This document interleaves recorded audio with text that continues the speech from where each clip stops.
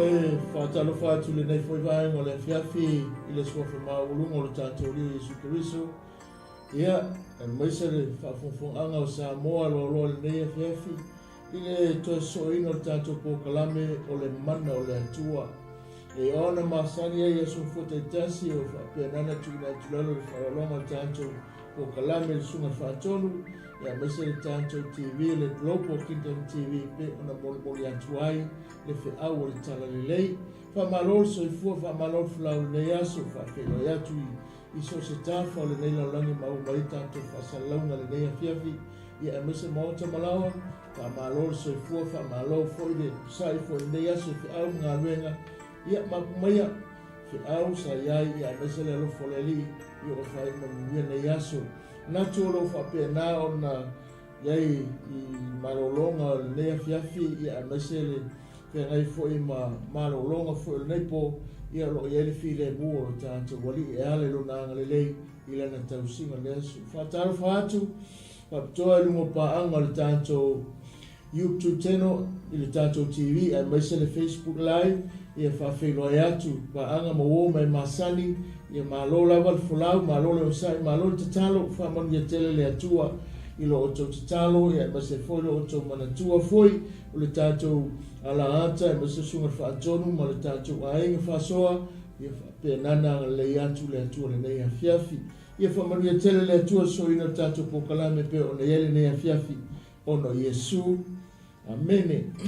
Ia le ali te whaatalo whaatu le pa ia malmamalo le tātou o tunuu, o mwhai ana maua mai le tātou whasalonga tu sao atu nei I tono le tātou TV o le Global Kingdom TV.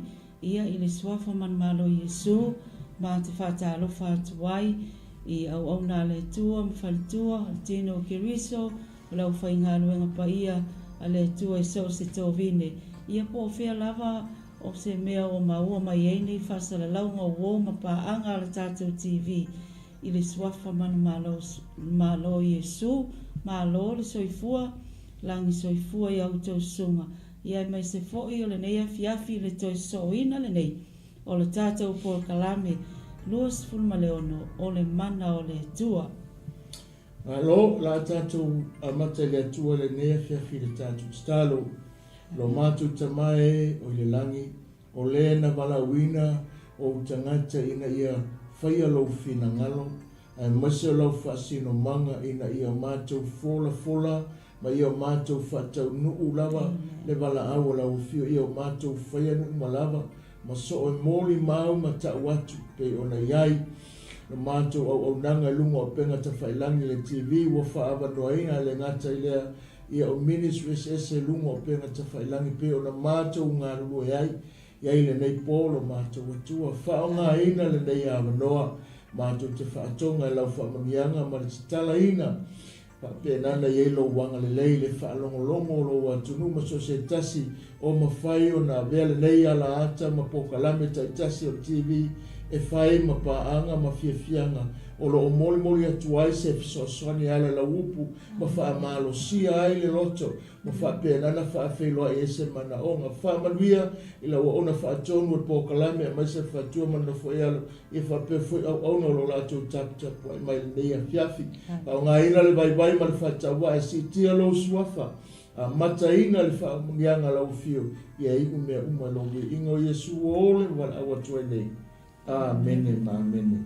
Ia, ia le li nei a fiafi, te ona tātou toi mafuta, mwhailoai, mai le lava yaso, le neiva yaso, ia o se vā venga le alofo le li, wai ona taitai mailo to soifuma su mātou wola. Le nei la pōla tātou toi, tāla noma to so tātou tāupu pe ona tātou, tāla noa ia o le mana o le atua. I le a whiawhine nei, mātou toi whapenana, mo mori le fionga le atua, o mea lo tutupu le taimi nei, ma mea lo o ali le taimi nei, ma mea lo matua a fia ai lo tātou soifuanga 𝚜𝚑𝚙𝚢𝚑. E ona tala noa le apostolo Paulo tusi ngā Kalatia lo mtau pairima o lo whepesuma leiva. O le tusi nei o whapenana whaamatalaina, o le tusi whapenana whailoa ai, e le apostolo tūlanga umo ma mea umo lo o ali mai, ma le soifuanga e te ena ai tātou e le atua. pe a whai tātou te soifua ma o lai, pe a whai tātou te whaia e maise. O le whaamanatu tele lava o le upo le atua ma le tala le leia ke wiso. E le te tau se ke wisiano, ma e le te tau se tasi o whaapea nana whaapea ina ma ia whaonga ina, ma wala awina, ma ia whaielfina ngalo le atua. Ona toe ola ina. Ia mea lo whaapea nā, ona whaamanatu langa iei, le upo le tono ni ta upo lea. O lo tau e la apostol whema, ele whaia le malo le atua, o la tau tofi, pe a whai tātou te whaia pia mene. A o le tāwala leo le longo ma le whaamanatu le whionga le atua. Ina ia tu maulo tātou tatonunga. Ele ina ia whaamasino le pōkalame. Ele ina ia tusilima le pōkalame. A o le whaamanatu le upo le atua. Ina ia tātou loa. E whaapea nā o na whaamasino ina ai tātou. Ia tātou alo ese rai. Ma ia ave ese mai eila tātou wa ai. Ma ua nei o tātou milo whaatasi ma menei. E tupu ai no tātou a whaina i le aso le ripe a fio mai. O le momonga telele la apostolo na tusi whamanatu tusa Kalatia. E whamanatu la kevisiano pe o le tātou i ai nepo. Le la tātou tala noa leanga i le whaiupu ia. A o lo tala noa le apostolo. I le te leo le whainga. O le lisi a toala le tono le tāpu lea. O lo tala noa i o le mea le tupu temine. A se tātou whanong longo se whaitau le whionga le atua. O lo tino fo inga nue ngani tino, me whape nei. O le muli loa, o le whaita anga, o le ami o le anga, o le mata aitu, o le ifo itu poa, o le whaitonga fiti whaitau la aitu, o le whaita ngai, o le whemisai, o le losi vale, o le lotoa, o le whina o vale, o le whewaiwai inga, o maasenga, o le mataua, o le whasi o te tangata, o le onanga, o le pouna, ma mea whapena, o te moa i tau atu nei a te o tau, pe ono o whai atu ana mua, o e whaia mea whapena, e le whai le malo le tua mo lātou tofi. O lewa e whaafonga sa moa le mea whiawhi le toi whangu, o le tusi maasani na e whai tau wai. O le tusi whai maasani ona e mori ma wai, a e tilo ili nei vai tau mali vai taimi o tātou iai. Ua whapena ona o ia whaatasi le tala le leia ke wiso ma mea o le tino. Ai maiselenga i o inga le ua whapena na tātou mata ma titilo vai tau nei. Ai le tu uai, le longo pui ali o le fina ngalo le atua ina ia maua pe tātou. So tātou manatu le lei awalo tātou tali atu i lona toia fio mai. Langa e whaamasino i nei o le mea sini na o tia le loto ona o le upu whaiku le i whemai. E le whaia le malo le atua mo lātou tofi. O le tusi ang ave tono le au kewisiano, ma le tusi e toi whaamanatu. Le tusi le a Kalatia lo whapenana, whaasoa i le whiawhine nei. Ai, se i tātou wall whapetania, i le whaalau tele ina, e le apostolo polo tusa ma le tusinga tono tusi le a Kalatia. We all have evil desires, and we can't ignore them. In order for us to follow the Holy Spirit's kindness, we must deal with them decisively, crucify them. These desires include obvious sins, such as sexual immorality and witchcraft. They also include less obvious sins, such as selfish ambition, hatred, and jealousy. Those who ignore such things or refuse to deal with them reveal that they have not received the gift of the Spirit that leads to a transformed life. O le wata whanongongo e le whiawhine, po le wai a maia le winga o le whamtalanga le apostolo, e tusa ma le afoi, ma le whaamalamala maina o le tūlanga, i le afoi, le mtapu mua, i le whalau te lenga o le tustusinga le apostolo, i le matapu le lima. Lima lo fa mo o lo fa ma fa la utele ai a tili le apostolo le winga ma le fa tonga o me uma ia ta tu tala no le pone la fo anga fo le wo uma na to tongi ke viso na mali wai ina ia fa le nga ina ia nga wenga ma me uma nei o lo fa pena na fai ma filio tangata ai fai ma ola ai o le anga sala ma tutupu ai lo tātou matanga i le lalolangi nei i luma o lo tātou atua, ma whai tātou ma filio le atua. Ona o me le manuia, le ala e tala no le apostolo, i le Kalatia i Kalatia, wa uma na ia, wa uma o le maliu a ke wiso, ua whaalea o ngā ai me neki. Ua le toi ai se awa no o ia mea, ma ua uma na momotu ese mai a te i tātou, ua te lea ino tātou awa noa. Ina ia ola i le tangata i le saolotonga, ua au mai tātou te ola ai. Ai whai mai langa whamatananga, awani a vea le saolotonga ma tonga fiti o langa sala. Awani o tātou whapena na vea saolotonga ua whaia. Ma me whaia i tātou lesi awala e whapena na tātou wola ina i pēle anga sala lea. Whanongonga pēa au tamu whai whamarama. Ia le winga le mataupu, lea lima tusi lea katia. Whamelwhai pu mua mua le whasa mua. O le nei i au tautu mau ni saolotonga. O whasaoloto mai eke riso i a te i tātou. Ai awane i toi tau fia o tau le amo le polonga. Whamaile alona whapalangi, Christ died to set us free from sin. Saoloto mai ngā tātou mai lang sala. And from a long list of laws and regulations. Christ came to set us free, not free to do whatever we want, because that would lead us back into slavery to our selfish desires. Rather, thanks to Christ, we are now free and able to do what was impossible before, to live unselfishly. Those who appeal to their freedom so that they can have their own way of indulge their own desires are falling back into sin. But it is also wrong to put a burden of law keeping on Christians. We must stand against those who would enslave us with rules, methods, or special conditions for being saved or growing in Christ. Ole toe mo linga le apostolo o le whamatalanga i tonu o le Kalatia, te tonu i Kalatia, matangata whaoreina. Ina ia tutu mau le mea ua whaia ke riso yunga ia te ilatou. Ma ia wha mausalia te li pealo la tau te tonunga, i le mea ua uma na whai. E leo se mea na whatanga whai, le ngā luenga sa whai. Le lai tara no le apostolo, ia o tutu mau sa o tonga whasaloto mai, ai awangi o koe a apa le mea sa polonga ai. Ka ti ai ia o tutu mau le mea na, o le sa o tonga le ngā whai ke riso, o se sa o tonga atoa. O se sa o tonga e leto iai sisi me luma atu. Le ala tala no ai ia le apostolo, ma toi whamanatu le mena, ina ia i loa le tangata, i te tonu i le Kalatia, ma ia malama ai, e leo se mea whapena, e leto iai se alufanga tātou, o le tangata i le melea, pe ana ia toi whaia.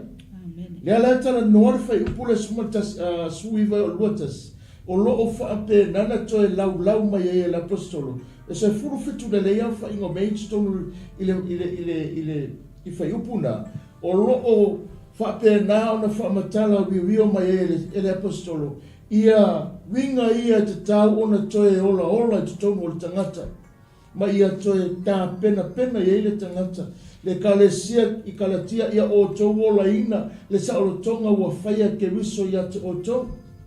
Ia ola ina i le talitonu ma le whatu atua, ma ia o tau tu maua le saolotonga na, au atu toi apa tu le mea ua umana le ese. E le manuia ai le si o manga ma lo whala awina ma le tangata, e toi o ai no na ia ola. Le ala toi a mai whamanatu i le pōle nei, i le Kalatia le atua i le lalolangi, o loo tātou iai, ina ia avea, ina ia toi whaatu maua tili, ma ia maua se tātou manatu manu malo, ia tu mau tātou, ina ia avea oe maa o le whanau, ua whaamamaina, ua whaapaiaina, ua wala awina, i le whina ngalo le atua, e le affiliate tātou ma mea le tino ia.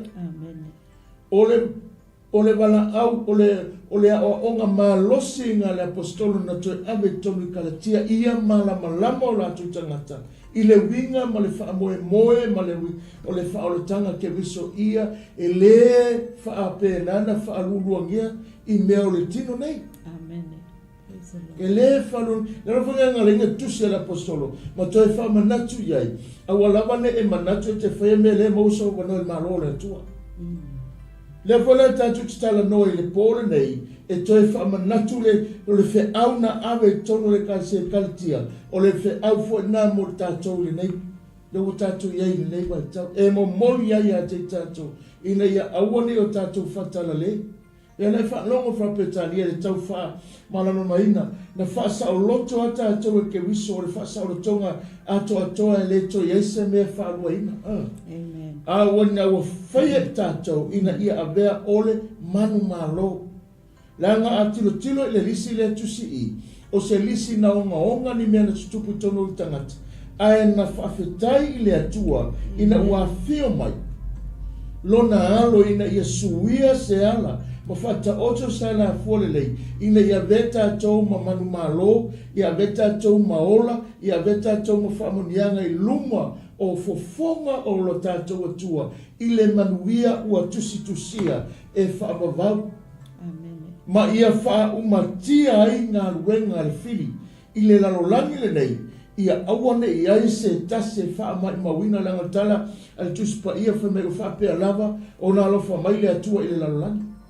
A wina mailo na tari pesa totas, o le mana leo le atua le tātou te wha asoa ai, e ma whaia o na tineia ma maina, ma wha sao loto ai tātou, ma tō e se mai tātou ma tutonu mea, lea wa omanga whai, i le taimi na maliwa i ke wiso, lea i le whi aule na ave i le tusi lea, whe mai, ia o tō mau i le sao tonga ua wha sao loto mai ke wiso ia te tātou.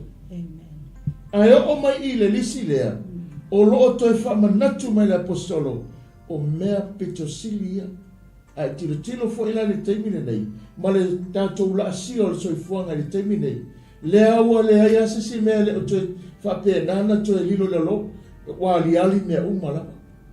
Ua whapena o na tātou mata i rungo i mea umalama. Lea fo o tilo iei, wa tele na amai e le Kalatia, o ile Kalatia o le tangata whaoleni, ua tele na amai le Kalatia mea le tino e whapena na whawai, e ale ngā luenga le nganga le atua. Ngā luenga le atua lo tātou ngā rua e lea ua kako apa iai. Wa tātou toi a apa atu iai whapena na amai e tātou te o fantasi.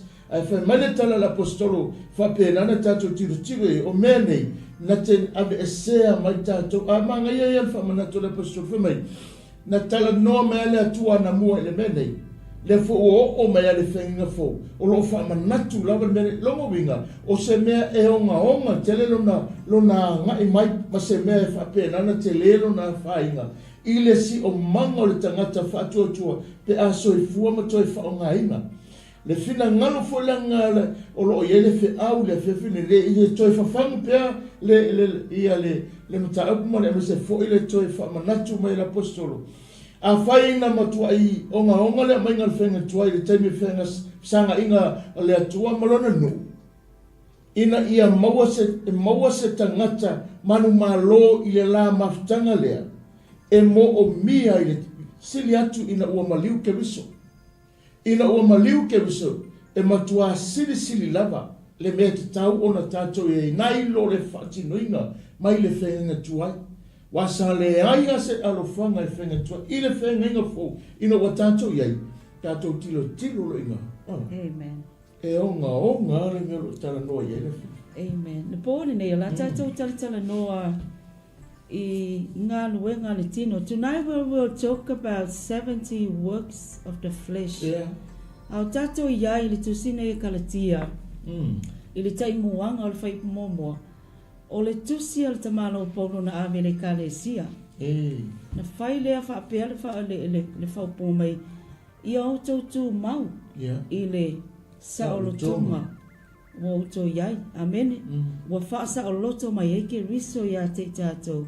Ai awane i tau fia oto I le amol polonga.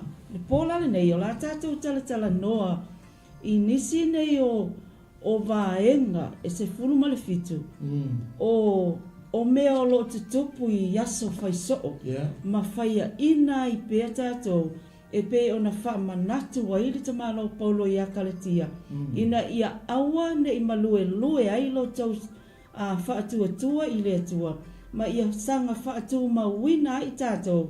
Awa o le lisi le nei, mai le whaipusu iwa. E o ilo le whaipulufutas. O mea o mai alo I e tono lisi lea, a whaitou te whaia. e le ono o i tātou i le tofi o le malo le atua. Lono winga, o le whaamanatu o le apostolo i a Kalatia, a o le whaamanatu fo i mō tātou o lo soifua, maola mai pēr i le nei vai tau. So tonight, we're going to talk about 70 works of the flesh. I le tusi le nei a Kalatia i 5. O lono whai pusu i vai o lufutas, lea na whaamatala tala i nātu. A tātou wā ngai atu la, e whaamatala ta i tasi i vaenga ia e tango aka i kai siaki e le lisi lea. O ngā e peye fōlinga e whaale e ano iai. Ai o vaenga ia e whapena o na pa ua ia i le tele o aso whaisoo. Amene. O le nei la po au tātou iai le porokalame ma le mana o le atua. Awa o le paule o le ki atoa e ma whai iai o na whamamaina i tātou mai vaenga taitasi ia. E paua lea o le me mawhai na whamamaina i tātou o le mana o le atua.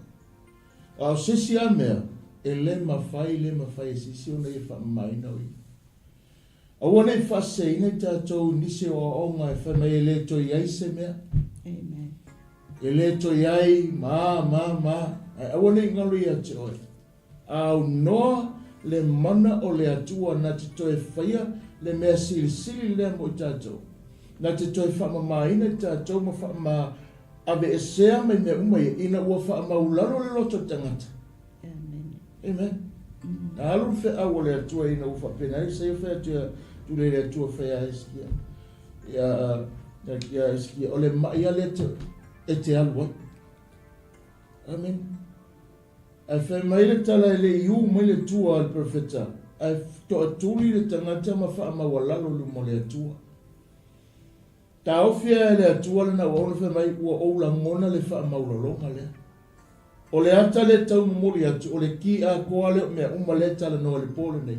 O le loto tangata whamawalalo lu mo le atua. Po le ale onga le olanga ma le soifuanga e te whaia. Ma e le hapa i luma o tangata po o atu ainga ai whaapea te whaamawalalo i mo le atua.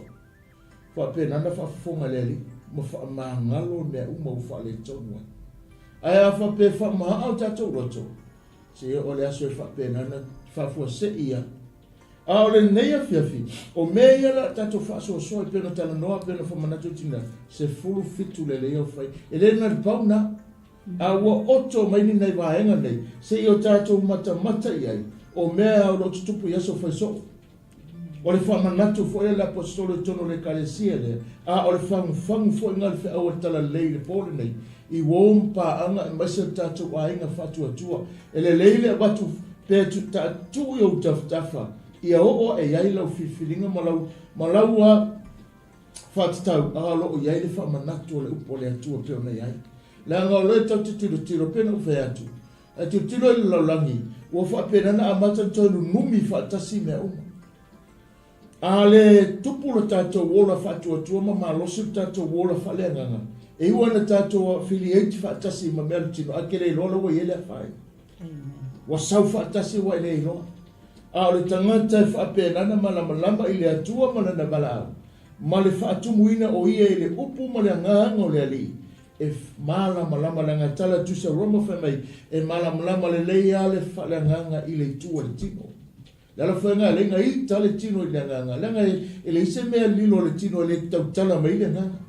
E whaama tala uma le nganga. O e ngā tino mea umai a le lau tau atu oe, te whapeke la whimeu ke le iloa.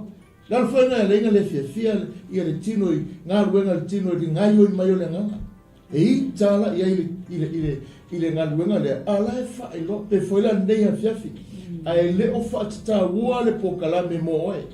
Ai o le wha moe pokalame mo wau le tautala, mo tātou uma, ina ia maua pealo tātou manamama anga. Whai ma wha manatu.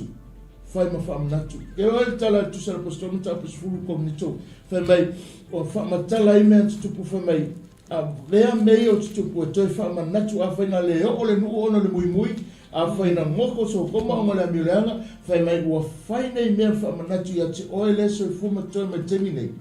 Ina ia whai loia te oe le a whaanga ngalena tupu ia me. Lea whaila tātou te ngā lua i le pole nei. E moli lava le whi au o le tala le lei. Mātou te leo mai whailoni, mātou lotu pone o mātou tangata. Mātou o mai e whailoke wiso lea. Malona whina ngalo ina ia au lia e oe le wha leo o umana whataotu. O le ola e whaavau.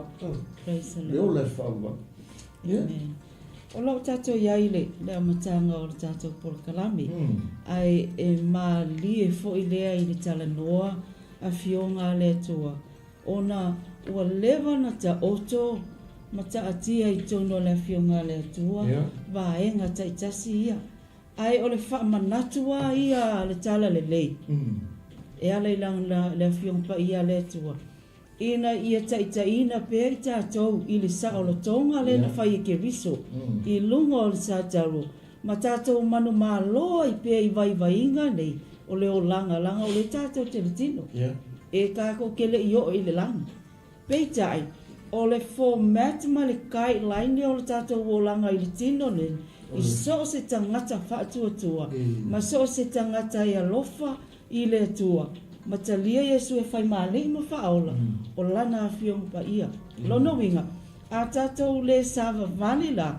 E tusa pe a o le savali fo ia o nei tautala. E tusa ma le upua le atua.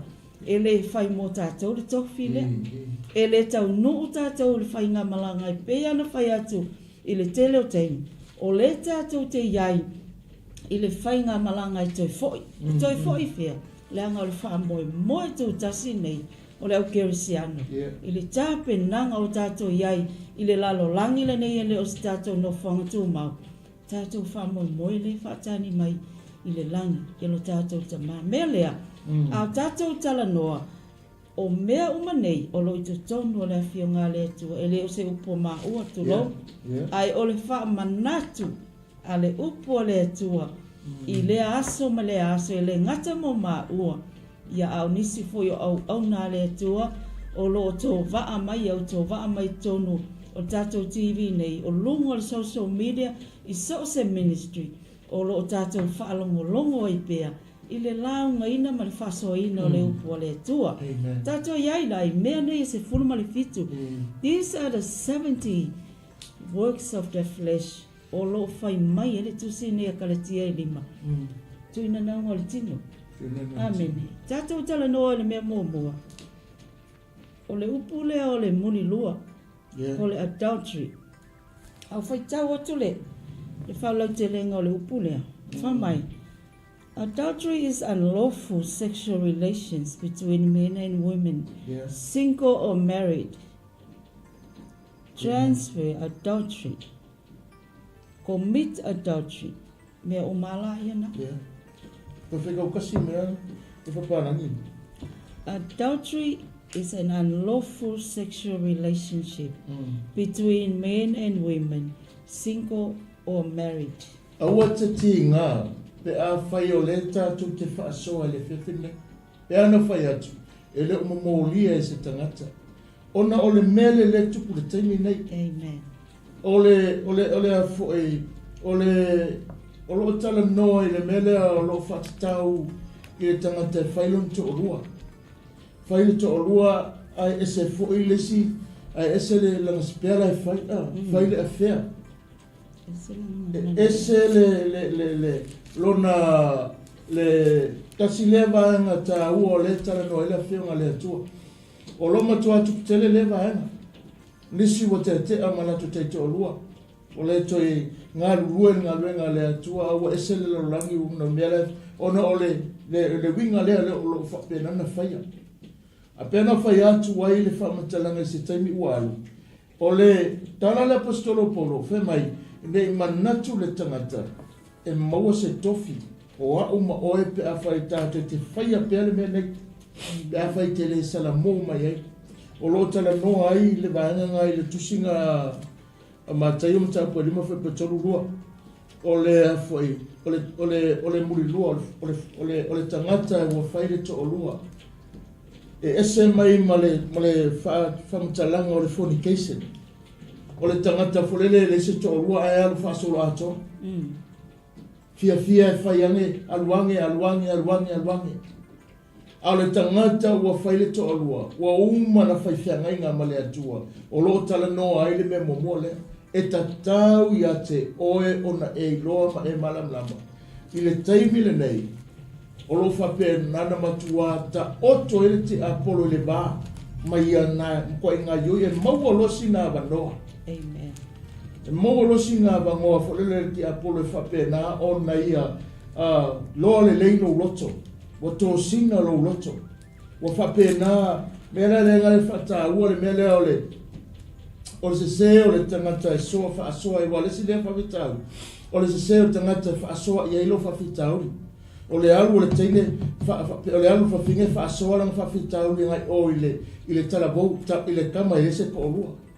O le alu o le tama e whapenana tala noa i le teine whale to orua. I lea lein, o le si lea mafuanga, lenga tutupu me ia. O le tala noa i lunga o se teimi le tala whea ngai, o le whaonga o telefoni, i le isi teimi o le leba le pōtu o pō mao, whapea ia o le o a mai oi, asi atu po o a mai oi. A le avea lea, a ua ngenga lea te oi, o le tala no o rua, a o le ngai oinga le fili malti a Apollo le whai, tamu whai e whapena o na me ese tatala se ava noa e whaanga ioi whatau nuu le mea lea. Lea la te lua tala noa, aua ngaro ia te ole tama, ua tō sina o mana oma, ua mai le ia, le tala noa i fwoi tala tapistolo, ua mai le ia ula mona. Iwe le pa i atu o lo lima i le lima, le kenge e whapenga, nge whaalonga kunga luka wau ae, se pe ua ese lau whaalonga. O mea ia tala noa i le pole nei, o le afianga mai tutono si o manga o lo whapenana, e hofo i tono o tātou i kokongo o tāpua inga. Se i wanga nau matua tōtori o le tangata wa o tilo tangata tua. E whapena wa isi tala wo whapena, e tutupu o tutono ngā be. E mawhaianta tō ngā luwa tasi, e ke whakarofa, e se alo whakarofa. Wa lesi ale mea tele, piko se rina fia le tupulanga sa iai mali maalosi sa e ne taimi, ma mea na taali ali, maali ali mai na taimi. O le whakarofa e walu le lima. E le manuia le nā, winga wa ai alo whapenana tangia mai e, o se tūlanga le, ma tai o le tala no mai e na. Pe mai tala ma tai o lima whepetolu lua. Ai o te whai atua o ia te autou, ai se whate ala nā wā, ai le imuli lua ia, o ia wha muli lua ia te ia. Ai se whai mana wā le o whate aina, o muli lua. O lau kanga o whai se whai unga le saoma le tono te loale i le tupu le me lea. Awa e whaia le whai unga e oia e lungo loto rua ono tala na e whanongo ai. Pa mai tala tuspaia, ua e whaia le mese se, Amen. Wa e whaatulanga mai se mese se. A e latu fo tangata lea, whapenana alu awa e nonofo atu msesi tangata. Olo a fia ina, te lelo na fia. Olo whapenana whamatala, lesi tusinga i ngalo whapenana whamatala mai suru lima whepa sumuleiva. Ile mātaiwanga suru lima whepa sumuleiva. Olo e tau whamatala tala. O le tau whamatala tala le winga o le murirua lava le. A wai alua e mai le loto o le manatu leanga, o le whasi o tangata, o le murirua, o le whaitaanga. Sau mai fia, fia mea la sau ei, la tala nono ta apa sumali, la tala nono, sau mai le loto. Pea na whai atu awala ma me kokia, al ki Apollo manga mea la whai. E lai te whapenana e play ai, lai te ta aloa ilungoanga, o anga me kokia nga. O lea whaatino, e a fu ai, a fianga ia, sau mai le loto, o lo tala noa, ke alu le fale o le leila unofo, o le leila umoe, aisea, wa alu lo mafofau, wa tō sina lo mafofau, o mai le ia lo loto, ua pai ai, fai o le rua whatara, fo kaimi uma, e whapena po le ale matango fio, me o lo le lava, wa e vai, o le mawhai e merena nofo le fale, aisea, wa sili alo walu o le whewhenga ruenga, o i ke wa aia, au wa aia o e marosia. O le tau wha matala winga wa aia al mene. O le tau tala winga wa aia ia. Ina ia whapenana e loa. Ia maua sau tātou manu ma loa tili le atua malona wala au. Ke loe, ngalo a koe i le fina ngalo le atua le wha moe mo le tātou iai tono le whaarotanga, si o lima ma wala au oe le ali i te pese, ma e whai, le alawa le mea tofi e oi tono i, e ka ia lo e le mea nei, fiu lo te vai. Fiu lo koe vai. Le wat pofa mai sa ulaku whakau, ke asu lua ai oso te awale, sa wale mai se a. Ale kaimi le po fele mele wale whare telefon, i isa number 1 connection ki Apollo kaimi he, o le telefoni. technology. Na te wha tino ina umai ale menei, ina ia tō sina aile mai lei lewa o te tono tātou loto. Amen. Lewa whai. Le tala no mata o sau mai le loto. Ia matua lava le tāpenanga o le tangata o lona loto. I le taimi le nei le nalolangi ua sau a toi lunga.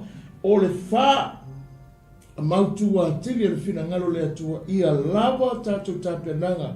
Taimi o le pōma le au. Fitua solvea solvu faitu la e te sika i le atua i lo loto e tuu ai i to tonu le ia whapenana matua fasia lo loto.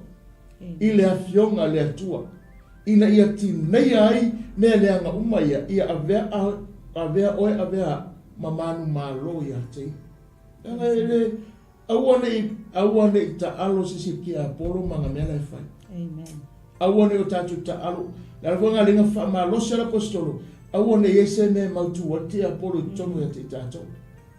E maukuroa le wa ai.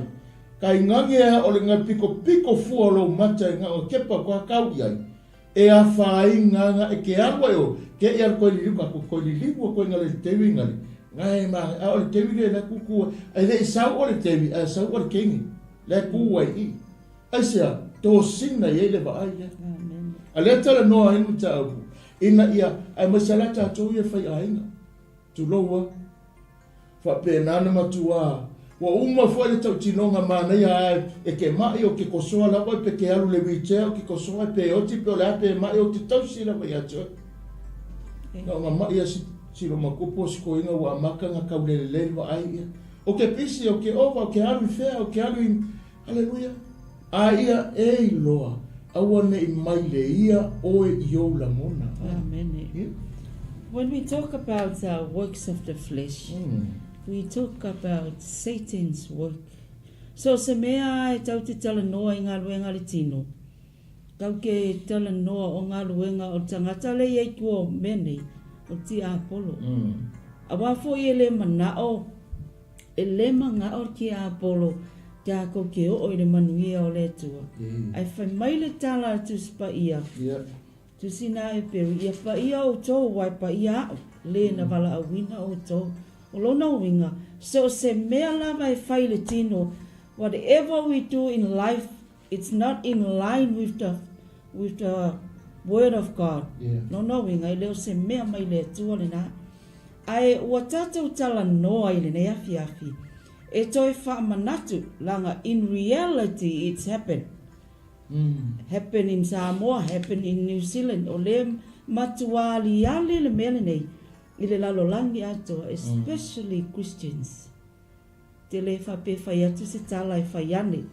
Ai o se toi whawhangu fo i lea, mo tātou uma, mo mā ua le tau te tala atu. We have to be aware of this. Langai e kausu e mai lava ki Apollo. Se vaenga o kako wo langai avanoa. O ila e maua i le avanoa. E whapenau na sungu i mai ei anga luenga lea. Pea na tala noa le upale tua le koa o manwha na whaitau atu. E mafua mai ona o le langona. It's all about our emotions. E aluane mai te tonu o tātou langona. E tala noa ifo le langona vai lea. Le langona tō sina lea. I lo ma fau. O na alu leo le tino e whaatino. Amen.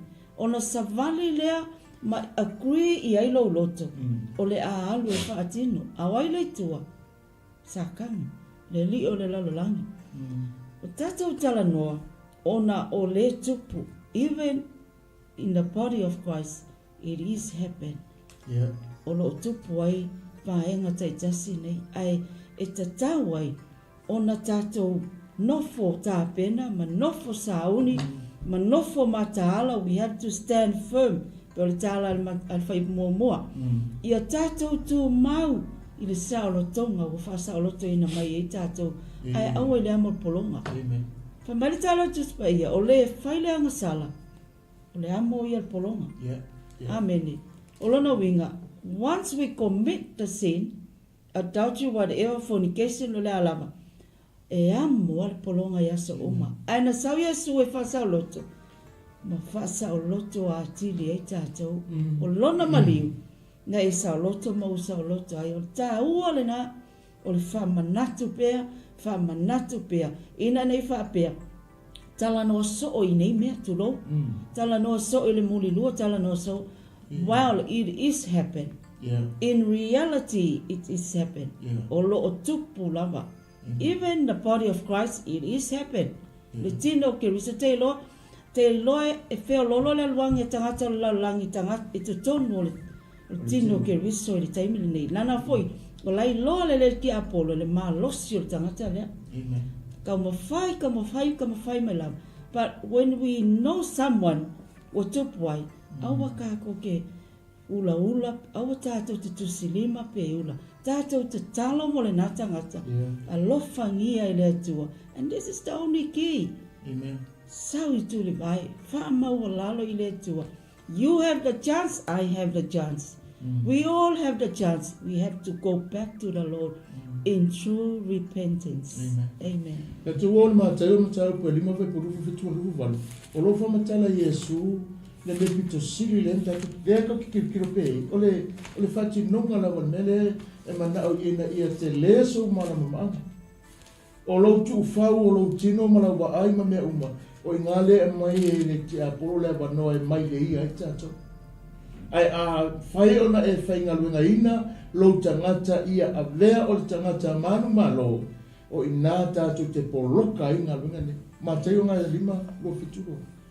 O te whalongo na whai mai e ana mua. Awa te muni lua. Ai o te whai atu wa u ia te o tō.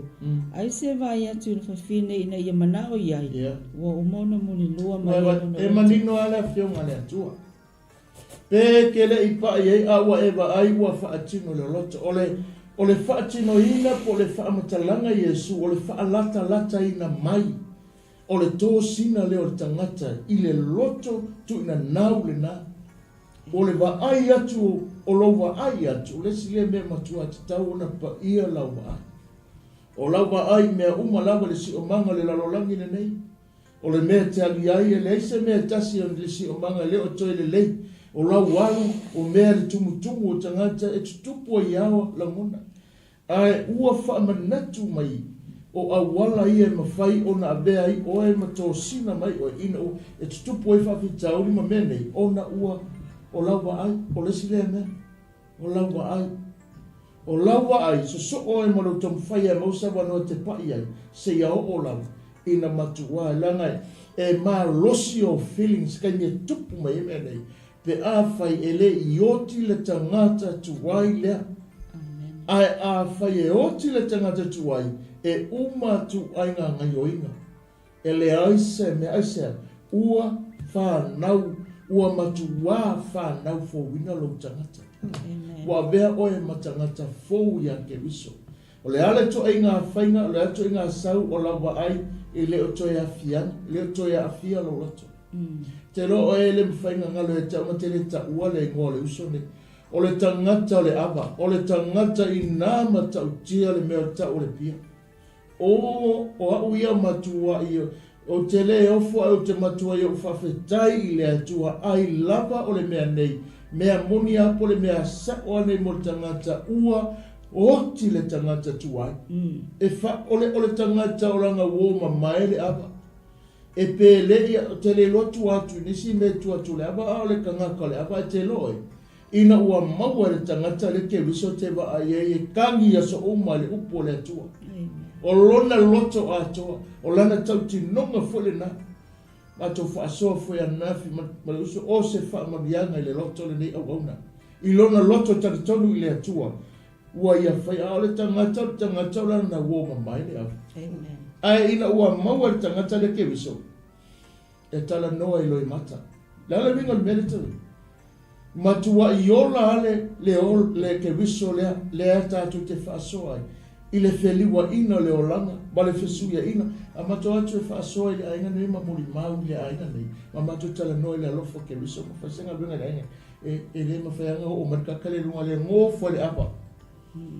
Ai, ina ua o mai le atunure nei, o ka se whamonianga le roto ina ua mato I toi wheiloa, o se whamonianga I lo loto le te malo, po le neuso ia ke uso. Whai e le atua, o le mea peumina lau tala. Ina ua maua ke uso, ua ota mea sa fia pe o tala le apostolo. Whai ma me tamitanga o se whamonianga ngai lau nā moli mau, au whalongolongo mai fo le uso le tala le po nei, e le whai se whamatalanga au le loto whaftai le atua. I le ola le upu lea, I to tongo le tangata. Lea whamai a whai ma whai na whai e tangata wa. Whawhela na whai le moli mau whamai o ki whawhena o ole. Ai ole moli mau ma se tau tinonga le lei lea au ona. Matua I ofo le ola mo le atua. Lea e whamari e tala le apostolo le upu le atua. Po le ale lo roto le angasala, po le ale to inga o langa e o lai, po le ale to inga whainga e whai aile o langa ma sa fuanga. Ai o le taime te sawa I le atua, wha ngalo uma le lime uma, ina ua e wha mawalano mo lo roto a toa. Amen. Praise. Lele, tato kalme pena I po. Tato, pēna tala noa atu tamai sta silvaenga le nei. O le liu o tangata I le atua. Ai o I fo te loa ai. Le ola le upu. Ai au le mea taunu lea o taunu o ai le tala le fionga le atua. O se wai atki riso o le tangata fōi. E le ngata o le kaukala mai o le tangata. O ka oka. Ka koe tilo I le o langa sai ai. A mao atu le ainga le nei. E moki kala no ai le te iuno ongo mai no tangata le nei. Bedtime. It's a purpose time on it to more le tangata. Ina wa mai nei New Zealand. O I waka wa ai whai ala utala I luto lua. Praise the Lord. Ai a ole mea tonu nei waka ngu o le tala tu sia konito. O se wa ya ke riso o le tangata fo li liu. E wha mai la apostolo Paulo. Ina o maua ke riso, ua ota mea uma. Whape nā fo I se langona o le afiafi le nei. O le wha matala ma le wha manatu, o le upo le atua, pe o nei le vaenga I lua le la tato o atu iai. O le si le vaenga I tutusa le lei, ma le upo le o le adultery, o le fornication, o le whaita anga. Amen. Whamai le whamatala in fornication, same as adultery, besides all manner of other unlawful relations. Tutusa le leo la whangaioinga. Amen. E tutusa le lei ma le muni lua. Lona winga. E tai o whakasi ale pangale. Adultery and fornication. Amen. Pia le ali. Ole maenga. E tiro nei ai I le whaamatalanga ma le winga o le mele wha tau mon mai. Tusa wha leonga. Ai ese la wha. Ai o la winga wha atino. Por wha atino ina o le mele. E tai e a foie. E tusa la taunga. E tusa foie le wha ngai o ingo mene. E paole se sengo mea. O le mene ma tele I tangata single.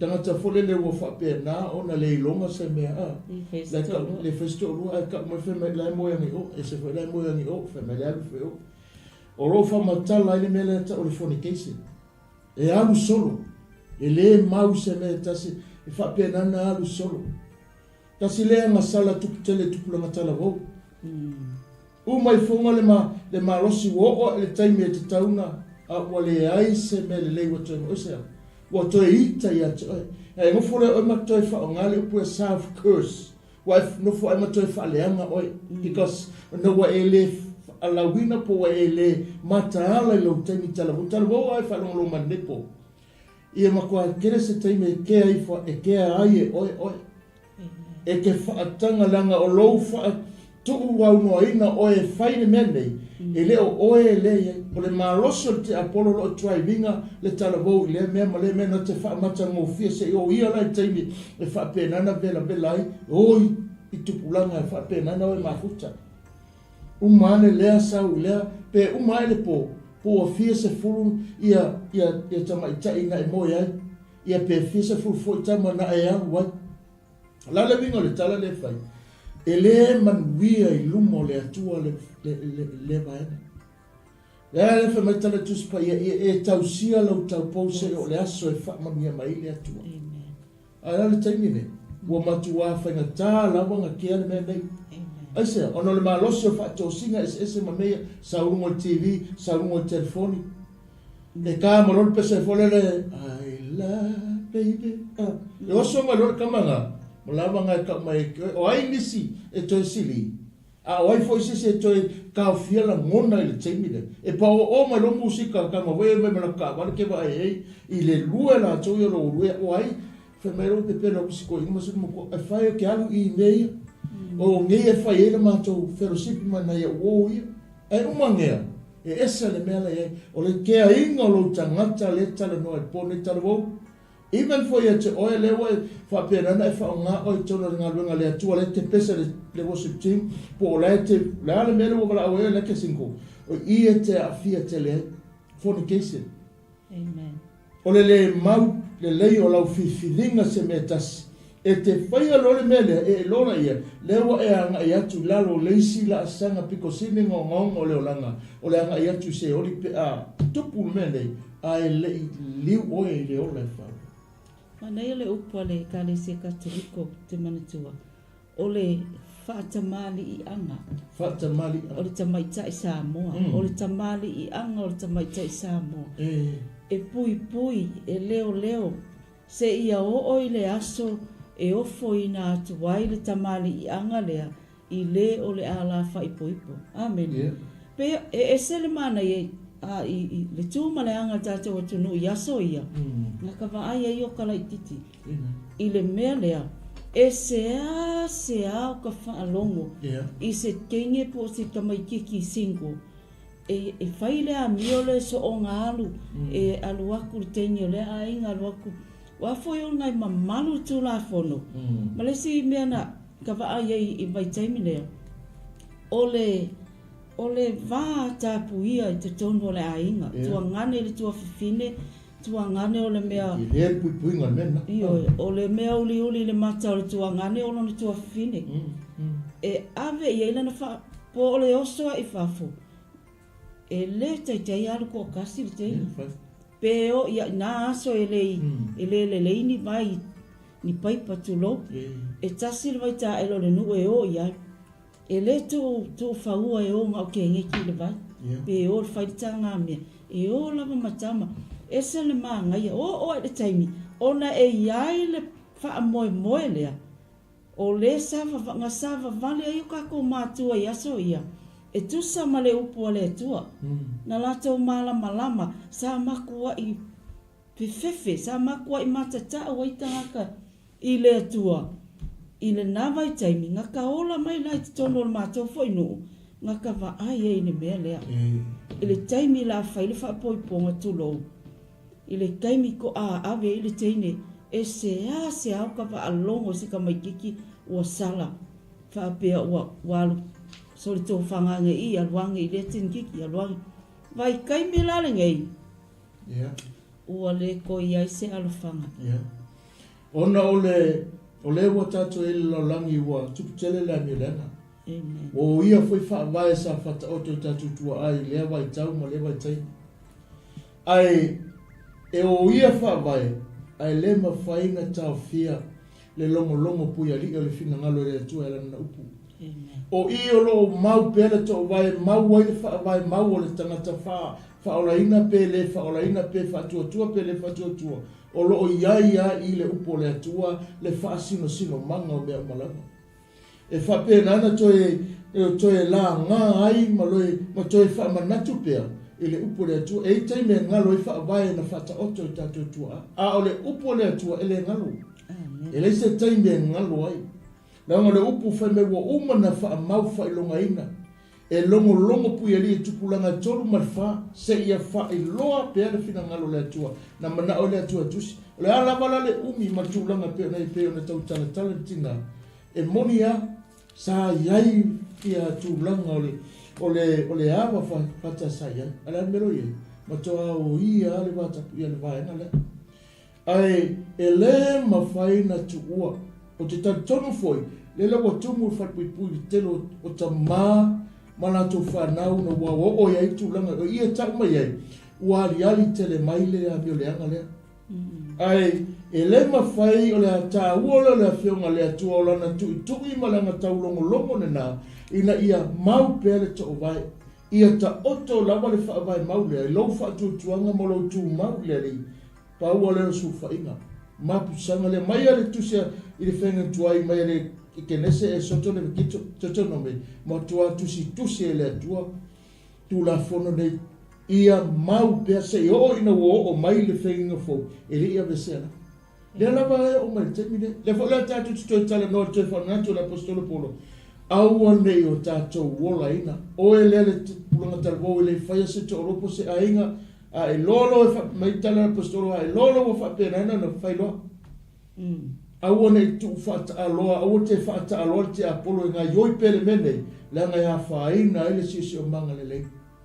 mai mau lo tanga tale le mai mau le lua maftanga mai mau le tua fine mai mau oile tali ona fa tau nga te Apollo mene e no fuai wale enjoy o le lua maftanga asia la nga sa fa tau nga mai i le mele ai a lua intoina le atua malo na bala au malo fina ngal e te lua no foi le fa mo ko tu fantasia ko maka ngo fies ai na oya ma na ia se lua maftanga ina wa so longa le me uma o le meno tolu na ina ya o meno tolu na ina o le ola mama le ola le mama uncleanness ya Leola le mama, uncleanness, whatever is opposite of purity, including sodomy, homosexuality, lesbian, bestiality, and all other forms of sexual perversion.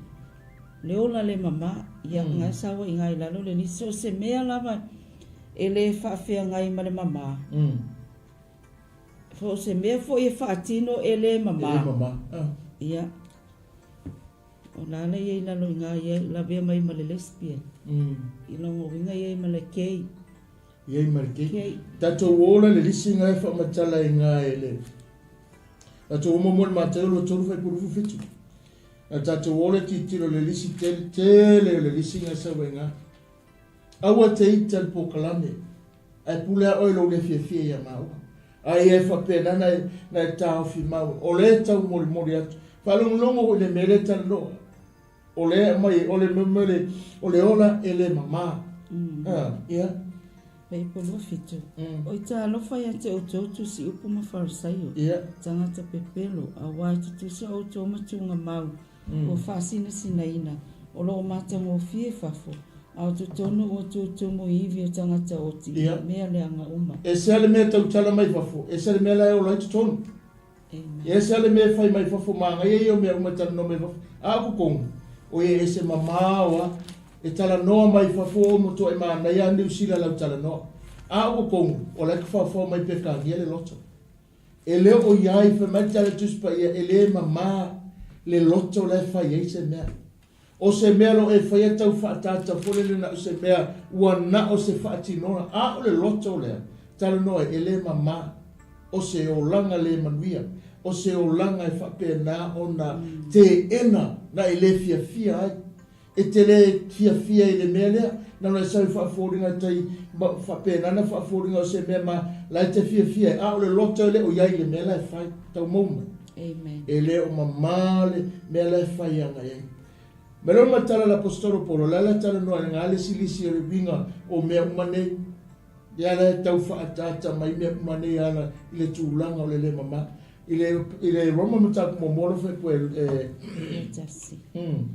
Awa fo ina iloa i nā tau le atua. A ole vivi ima whaafitai atu i ate ia. I atu sei le atua. Ai peitai wa whaavale lea ina i nā tau ilo la tau tau maa salusalonga. Wa whaapōri o lingia fo i o la tau loto vālea.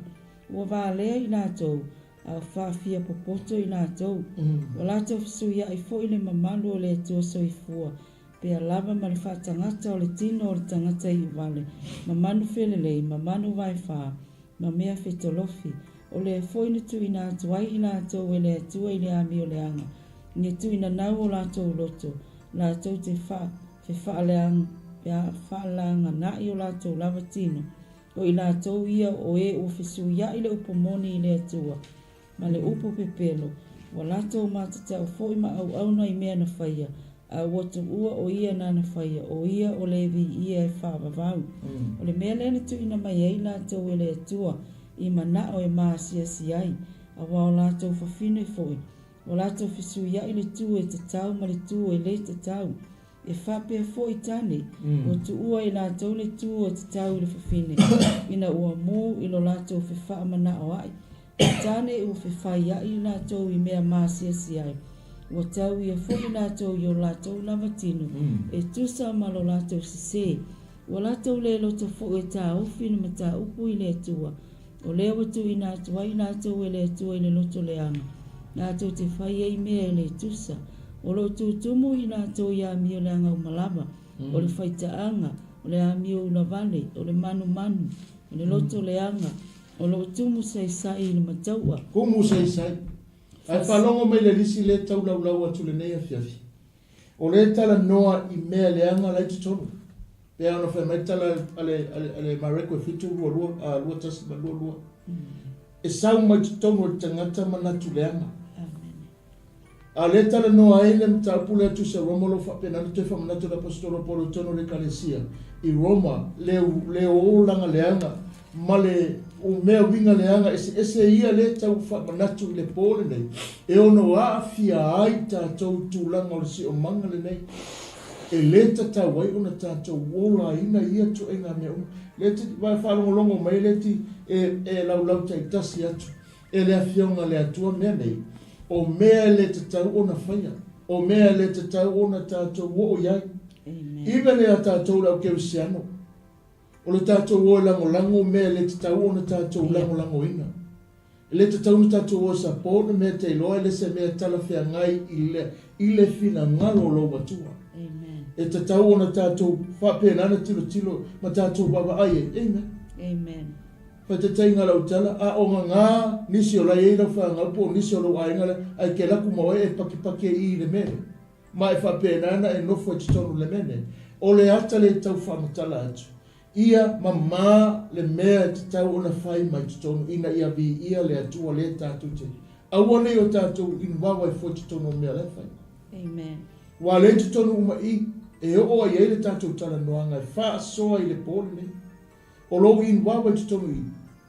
Amen. Polo walo e avelo watari e whapena ona o le sile mea piko sili ona e loa e le tiro tuto o peye. O le ave o tātou whanau e whapena ona ona o tūlanga fo lele o le mea o le afianga tupulanga mea kaukalaki. E iai le connection o ka ngaka ngei e whaanga ia mea ne. E iai le lako connection ngai i ke mongi malatou me fai. E ale mafua ngā alu le communicator le mafo whaua tangata e whapena ona connect ngai le nganga le anga le sau. E ngake kantoringa le lota tangata ina ia whaanga ioi le mafo whau i mea lilo le anga ioi mai ai. Ina ia maua le malus anga whaanganga. Le nganga le mawhai ona mo ingia na te whaanga ioinga le whasiotinga ma le whasinga o tangata. Amen. O le tau abatu o se mea le tarwhia ngai o lo tātou au nei le atua. Ai toe ave i tātou whanau e o mai mena. E avea ma mea le manuia titonu o lousi o manga pe awhai tātou toe le tala noa. Ia awane iai se mea ele le a. Amen. Ia mamale me te tau ona whai. Eo fwoi tūlanga visu ia ia tua le anga pe ona tala noa i tusi lea. O lo whamatala e. E le ngātia. Ni tele male anua i o mea tutupu mai neve tau tāwha. O se momoonga ma se whapenana se whaanonoanga, ma se loto le ngātia, whapenana alofa pena yuso la tau whapenana na sui le tua le tāne ma le whawhine. Wa mai le whawhine whai makama, mai le kama whai ma whawhine. O se tū le talawhea ngai langa o le wa saute, o le ele o whapenana, whai atu pokalame, o se e akensai, aunga o le tūlanga wa saurunga ua, tupu tele le amiolanga. E le mawhai al pokalame na toi ta ofi, ua saula vai lunga. a o le fautuanga, o le aso le talanoa, ma le whaamanatu le upole atu, a whai o le e fori o e te anga i atu ia. O lau tala le whai la uakalile. A o waru le langi o wawai mai e ke waru e ko savani se vai muri o ke koe fo ima ki whaangoia le langi koe fo ima. E ka watu ai e. Aise, e lea se mea tala whea ngai, i le poka lame le atua na whai ai, o ngore mana ongar ki Apollo wanau whapena na whai loa, e mawhai ai a, ta watu e le mawhai ai sa kangi koe liliwina. Ona ua tō sina mana onga le anga o tangata pe o le tala noa tusa mareko, ua whaatino ai ne mea ngai. Ma fo anga fo lea lenga matua ma lo lava ki Apollo ma mika ai, o ngā leo a whaongane. A o le poka lame ma le whautuanga le poka lame. Whai mai le tala atu sa le apostolo, e le whaia le malo le atua mō la atou tofi. A whai mai le mata upunga e rusi fulu, tu se whaalinga whai pasuma lima, a se fulu e olalo whai pasuma lima. Whai mai o le a tongi fo i se ori, ia lato uma o e sa o la ina i le amasala, sa tani mana au whaatasi ma la atou sa o la ina, ia le tūlanga le anga le tala noai, pe a whai le sala mō maitanga te ia lato wina. A le tatu te tala noa mi whaasosoi. E whamai le tala, a le roma ia mta upunga e ono lo whai poe e suma le iwa. Mai o upu o tangata te whai atua nei, ona o le vai o tau tino, a wā whapei ona o tau tu ina atu o tau tino, e whai au auna o le amio le anga, ma le ula vale. E ula vale ai. Ia whapea foi ona tu ina atu, nei o tau tino e whai ma au auna o le amio tau e i uai ilea. Whaapaia Amen. O le kāua, po le ala le loloto ma tu ai ngā mea whai. Amen. Ma le tu ai ngā o langa o lo e soi fwai whalonga fwai pōne. Po le ala tu ai ngā mea le te temine, e whai mai a whai e te whaamaua lalo. Tu uatu lo tino, whai mo au ona le mea tonu. E hiku le whaapaia Amen. A whai fwoi o e sila fia po, iei se si o whalongolongo mai, e si si o lau whanau polo a inga. O iai le vaenga le nei, le tūma le anga le nei. Ia o lau manino le upua le tua. O le tangata o wali liuro na tū, i le mea lai mana awai. E ka kou ke alo lofa iai, o le tau iai o le mea moni. A o le filifilinga ai, whai a le tangata ia, ma maa ka kou maluma o le tua. Tātou te alo lofa le tangata ai, ma ka kou makua ingoa i le anganga, laenga lue ma whaonga ina ai, tangata o le tātou ainga. E sila foi, te tila foi il me tupu mai Samoa, whai tau vanga whawhawhine savai, whai tau vanga whawhawhine uporu. Ke le lau kersiano e fia iai. A whai foi o ngai te atai le si kersiano, ma e fia ke maka i vaenga nei. Ia, o le upuaia le atua le alofia. A o tātou alo lofa i le anganga, ia whaolaina, ma ia alu le anganga lea, i le manuia, ma le tofi lea o lo whaatani mai le atua mō tātou. A o le tātou ngaluenga, o le tau longo pea, ma le wha manatu o le upua le atua. E le ngata mō o tātou uma, ia a mō tātou a inga, ina i tātou iai whaatasi, i le manuia o le atua, tā pena ina mō tātou, mea lea, a o e whafonga mai, i nei vaenga le afiafi, o nisi nao vaenga a o tātou, a ngai atu pia i whamataranga. O le ola le mama, amene. Lono inga so se mea kau ke whaia, whatever we do, uncleanness before God. Nga kako wiloa lea, e le te tau ona whaia, e le tusa ma le whina ngalo le tua. Mai le kāla le tuspa ia pa ia o tau, kako, a waipa ia o le na wala a wina i tātou. Well, o kako, we're still in the word, in the life, in the flesh. Ai o le tāua, o le upo le tu e whama maina, our inner person inside, ma le tangata le whafo, e whama maina i tātou. Ia o le tātou mata whaioi whai tō tele. O lau mata whaioi, le ala e le tāi au, ta mā whawhitai. Whai ulava, o le ase wha le tono le nei aso, wha ngalo wha mai mātou, ai awara koe whaia, amene, awara whai so oa, o le ala wha le tonu wha mā, whatever you want from God, go with your knees. Halu yo tu ni vai. Tala noa iai. Ai o le whamanatu. Ina ia tātou maua uma le tofi. Lea i whai mai tu se Kalatia. Au latou umai whai mea ia. Ele whai mo latou le tofi. Amen. Malo le atua. O telo tu singa ia inga kolose tolu fai pue lima. Ia mare mumuoti salo lia whawhai pue fitu. Telo tu singa ia papenana mo mori atu e sosoni fo i le tātou mta. Por mea no wha. O lo papenana tātou wha solo i le mea no wha. Tuina nau. Ore, ia. O le tuina nau, lasciviousness. O le tuina nau le Lasciviousness. O le ko ai ngā kunga ngau whanele wa makua le aisi. Promoting or partaking of that which tends to produce emotions, anything tending to foster sex, sin, and lust. That is why many worldly pleasures have to be avoided by the Christian, so that lasciviousness may not be committed. So se mea lava, le lalo langi e kuinga ngau i aile tino, langona, e la vea uma i lalo le upunga tu ina nau.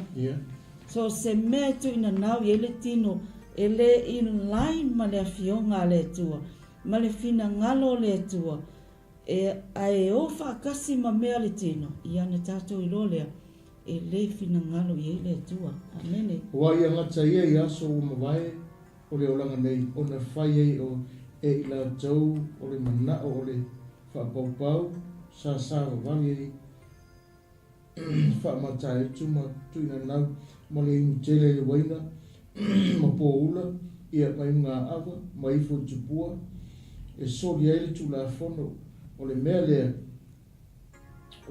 no fuai ma whai ai i lato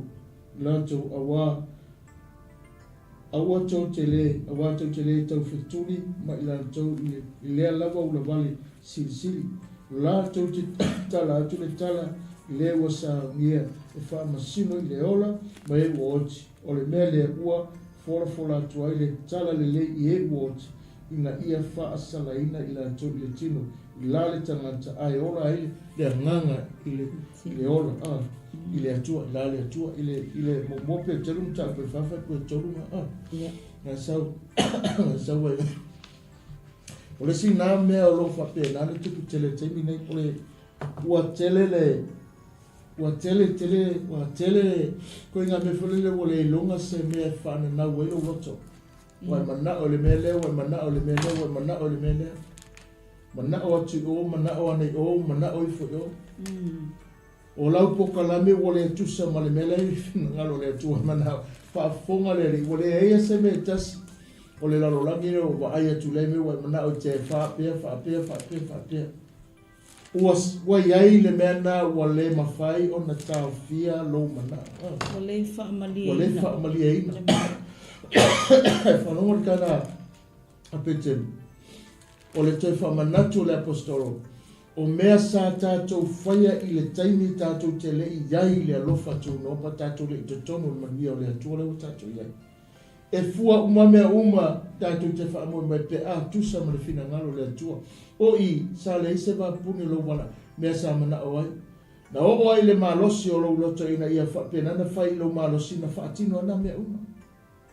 Ia le whai mai le toi whai tautasia le whai punga tolo tusinga a pete o lo fa manatu mai a te tatou e toi fa fangu en mea o le sile mea o lo a mai e tongi o le fa o ngā ina o le mea leo le pōura po siva po siva e fa o ngā oisi kalesia ua latou fa o ngā ina ia mea nei e fai e ia latou a whiawhianga pe ale o lai e fa o ngā fa pe ale fa nga ai me o le tino nei ale te fa longo ma fa perana toi fa manatu mai e apostolo ia te tatou ina ia tatou loa o le malosi telo tuna na wa tatou sopo i luma i le mele ka kanko e ho i ka ko amen awa ia ngata ia so wa mavai le olanga nei ona fai ai tatou o le manao o e whaapau sa vavali i le whaamata i tu matu ina nau,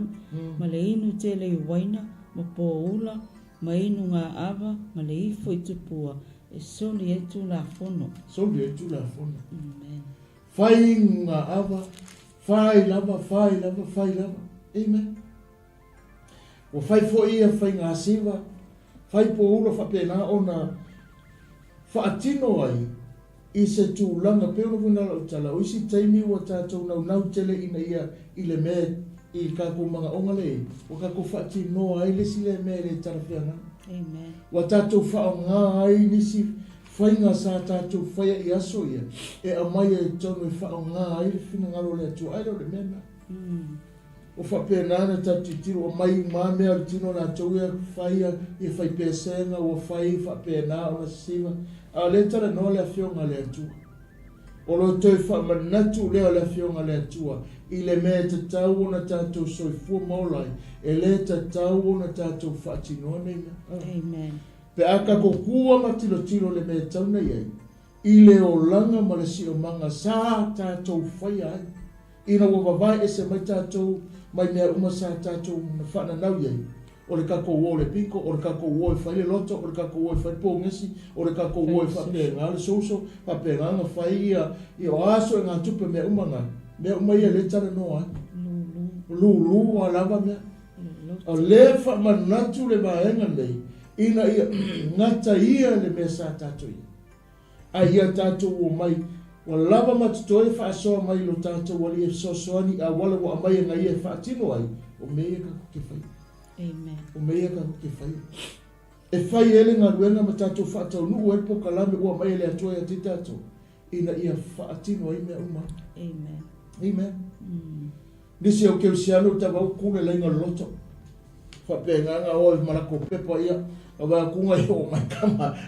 O mai fia. Ma tua man mato ainga ma whaima whaatau mati tiro le aso ngā o lai. Sau lesi tangata sa whai fia au. Ai mauru mai tonu, lai ua ngalo e keia, lai ua mai fofua lai, kau ngau wale pepa loto lai sau mai. Watu le e matua e oso, le me wo o ia. Nā tei lolo la ia, o leita tonu le ngā ruenga, a o le facility, ua le sacrifice longa mana o le eita tonu I le atua, ma le ua mai le atua, e whaatino e mena. Mai Kalatia spaia, ia ngata ia lo manao I mea ua maua. Mea ua maua. Wa tau kalala I le upu le a tala noa I le upu le tu ina nau. Whamare lua pe te ringa ala na mta upoe. Lua su. E lua, whai suvalu. A wala o tau tala I la tau I whaasau sili male lea o ngā. La tau te mai leia I tu ina nau o le tino. Ma le wha amatai tu. O e na matu aso sola ese. Ie wanu nofo ma le sise. Mai le ia, mea kongwalanga, mai le ia I tu ina nau o le tino. O le mana onga, it is an emotion from inside, ua le whaamaliaina. Ua le satisfy. O le si lea mea e makua I tele I tātou tuanka Samoa. Le tu ina nau lea, ua manga o kulo ua titilo aku wale lei maisina a ia. Ua whaamanuia I ai le atua. Ka kau mawhai ale e kampea o le ola whaatusa. I lesi tangata, ua laua manuia lo na olanga, ona o le atua. Pe manuia foi o mea le tino. A o le mea ka ua, o le ale mea ua maua, o le ale mea ua ia te oi whaafitai I le atua. Ai awangi I whaia se mea foi le tuina nau whapea ia. La ua whakauru whalo le aingala ni ko au mai le ia ngā whingi usila. A kou, ia whaasang leo wai kei sole whanau I tange I wale no se mei. Alo lo le whai le awala makua ki ngā inga. Whātaulo ma le whale ki ngā inga sa whai le matamiti. O se whātai te inga fo le ia ngata le manao I mea wa maua. Le ale mea wa iai, whatever you have, what you have in your house. Mea ngai whai vi ai le tua. O le mea ufoa I le tua whaafitai. Ta mai lau foa I le nei aso. Mai kou talia ma le angang whaafitai. Kele pe I kiki whaafitai ia. Amen. Le anga whai mai le kala kuspaia. Ia ngata lo mana. Ma au ke popole i le mea e kupua kai ma le mea ai a tai au. Praise God. Amen. Wa o ia, he is Jehovah Jireh, Amen. our provider, every day. A kelef tupe whawhitai, a la iki tupe, whawhitai pia. Amen. A wā o marikai mea tele, ua e whawhitai, ma whamanu le loto i le atua. Ai a kelef oi, ia kuwhaku. Amen. A hole ni mamau. Ma fofau ai le taimi o tang whaile mātou nofo nea tunu. Ma fofau i le tele o le tupe na mo mia le whainga o tāpia nanga pepa le mkuise ma mea umalanga. A maua se lau tā lape e lo se lau iai maua. O le whaasoanga, le whaafetai le atua ta maa whaafetai mo le nei tupe wai mo. O le te leo le tupe lo se lau, o loka ma fofau oka. Ai onga o le taimi na whapea nana no nofo ai le wai tau le. I le tau mo whainga mea. Mo le ma whai e le loto na, o le eise mea, o loka o le mea ta o toilo ta uru, o ma lia lo ta loto e na me wai ai. Amen. A mau foi le tupe na temi pe lo se laulo te le, o ka loka ma fofau e te le. I lota ma fofau le na temi, o lo iai le tangata lo o fiso soani, na te whaamalia ina mea uma au le loto i le atua au whai mai o le mea, fia se lau, fia afe, fia se lau, fia afe. O la mea lau mea na, ma mea na matua i pewa pepe a tolo te mafu fau mea mana awa. Wa ngalo a toa le ko kongo le kumungi, o mea whapena. Na pawane me na ele loto i nante i me whape atu le atua, wa lava matutoa mea uma mai ati oi, e te soso ni ele maa, wa ainga tapenanga, i te tono nea tunu le whengu. A o whaanu molongo mai fose isi, o lo whape nana whea ngai matulanga le. Te mana ai lui lo loto, i lea tangi umi na mātou iai, e le i tuku e sea mātou e le atua lana soso ani. O le mea mo mai le nā tupe wha putu putu, e o mai le o mai mea lo whapenana mo mia, o le ta otu, o le iai ale tupe tutonu e whapena o na sosan. Lua, e mo le aise mea e whapena o na alu i loto loto. O le aise mea whapenana mana o loto loto, o pei o ngase a to mea uma. O na o le nofo tutonu o le li o lea, ma le mana o le i le atua, ia tali mai e le mea le mna na uia. Wa ngaro ila ia. Ina ua whaamanuia mai le atua. Wa pea le anu e lota maasani, wa anu e lota mafofobia. Pea maua le mātou tupe pe se lau, wa mea uma pe lusa mo tupe pe afe, wa whatu ya wa kua i lava mako koe whaasoa tātou. Mai fea, ona ua o maile ali i se mea na ui mai ai. Ma whaamanuia e lota loto. A mau lima suka la e o e lesi eso o lesi vai eso o le lave fa so le lima suka la o e ka usambi me voi ta mofi a le mena le o le lose la fe me e se la va se fu le ka o me a o mai e tu pe ai ma se la le tala no le fe nga le tu al pone ia a o ngata ia wala va ia le me te na ia i le mena lo lima e le mea ngai lo lima. Le voi tala noa ai masa tono ka koloku me Kalatia. Tu se te taloa ina ia tupu tele le o ina le upo le atua ia malo rosi o tātou whanau mo tātou tangata. Nei lo le tele o mea le tino e whapena ana whaanga ioi ele ngā ruenga. Umai funga, esen me whasanga i ese. Wa mai mea ia, whatu ulanga titonu ma mea o le langa le malosi whale nganga o tangata. E tu ma wailo la to fato tuanga ile tu ma lo fina ale to fa manatu le po se mari o le to fa manatu ile fa yupu ngai lu fu lua ile tu sanga lu pete fo mo a wata no ya te la to le upu fa ta o tomoni o to e fo ile uli lo na lava po inga ile malea o le po ana fa ta ile ina o to e fo ia ta fili le pala ia o lo tala no e tanga te fo fa mai o ko nga ka fo ko ile Wa le mali ane mana. Sa sili ona le iloa le tangata le. Sa sili ona le iloa le tangata le manuia o le atua. Sa sili pe awa ane ona tali. Ona iloa le file mu ma le manuia o le atua. Ilo le mea le feme o sili roe. O fa atusa lo le mea na o le tangata. Sa e te tonu o le whamonianga le atua. A pena o fai atu.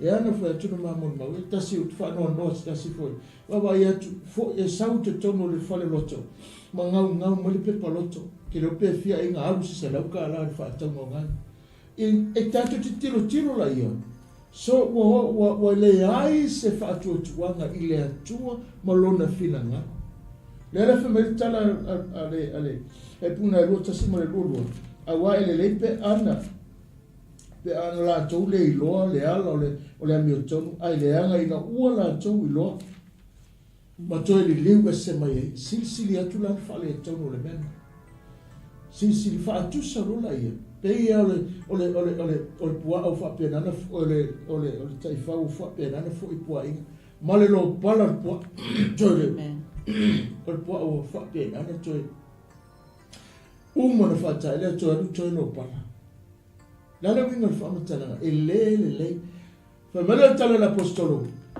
il est tout sur la ale Kalatia ale fo il est tout sur la loi que o lo fa pena fa matala ile il fait possible non fa mai e pei o esa loto e awa nei fai de sa lotonga mau fiofi o le loto leanga a ia fa pei o au na ale Atua awa nei fai ala sa lotonga mau fiofi le meleanga na amen awa nei o tatou la lafi la lo menei ma fai le sa lotonga le ma me fa pe tatou te alo Atua i isi mea le awa faatino ele mea o se mea le manuelo amen o fai ele mea le tanafena ia tatou fa solo o fulano fai o le mea longa lima Melona lima adultery o le ifo tupua image worship adultery includes anything on which affections are passionately set, extravagant admiration of the heart. Amen. O le ifo tupua. O le ifo tupua.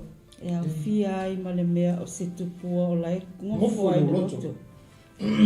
O le tupua o nofo tutongi ati o le si tangata o le tupua o ka wale. E ma o sia lo ka wale. E alu le vai aso a ko o le fia ka ma o sia. E ma o sia fale tonu le se mer ka wale ke vai o le fa ku ni sanga nga ma le fia. E ua le ma. La sa ngaloa ai lo lai se ati o le ta wale. O even o lo fale. Po o me tonu o lo fale. Po le alava le mea le pele ia ti oi. La vera mena o lo fa penana fai matupua ua le maua e oe le saorotonga i taimi ima ai alu foila e ke musu ke alu umea te mafofo ke felo ka fale ai po le ala whainga. Ia. Ai alu malanga ke vape e felo ka vale po le ale ko inga whainga le whai kalo whai o ka vale pele ia ke loanga mawhainga moe lo poku moe ka vale moe lang. Ile ko ai ngā tūlanga pe ona tala noa ai le upo le Atua le pōne o le whaa tāwaina o le mea le tatana.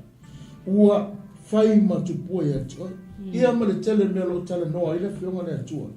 Amen. Ina ia wha lea o ngā ina. O moko nitum tau sufu vai pa sufa. O le mea lea au pele i auto sortola ese ai i le ifo i tupua. E whamarikolo se tolu. Aulona fai poe. Kola se tolu fai poe lima. Ia. O le ne iau tau fasi o tia o tau tino i le lalolangi. Fai te anga, o le amio leanga, o le mata itu, tuina nau leanga, ma le mata pea pea, o le ifo i tupua lava lea. O le vaenga piko sili nganga kau whaalata mai la apostolo tu susinga ia. Kasi ia tupua lea tala noa, pea o le tātu tana.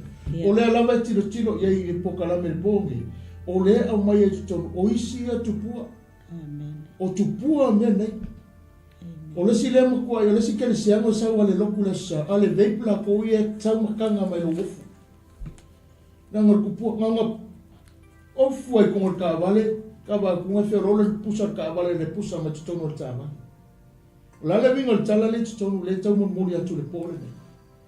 O le fai matupua ia te oe le mele, ta watu a le fiafile ne, a e le wha mawalalo ma o le wha mawalalo mea, e matua te leo na fai, o lo sau te tapua i le Atua, o le matua te leo se wha le tonu, se fuanga o le, o lo veipo, o lo e tau laula, po le fai le tapaa, po le fai le maruanga, po le fai le aisa, po la ingu lau pia ta watu ale fia nei o lo tala no o tu pua pe na fama tala la apostolo Paulo toi lau tasi male lisinga inga ko ile Kolose no mta punga e tonu fe poi nima o lo fa manatu mai o tasi leo tu pua e te muso tu e te sawa ile atua a o lo loto fe mai o le abale na ngole pia o ngai lo kali o le me malosi de fe mai tale fo mai o ngai lo sela ya e fa masino mai ale atua ile fe fine ile fa fonga ma le fa sino manga le fina ngalo le atua e ta tau o na tau o ta tau langa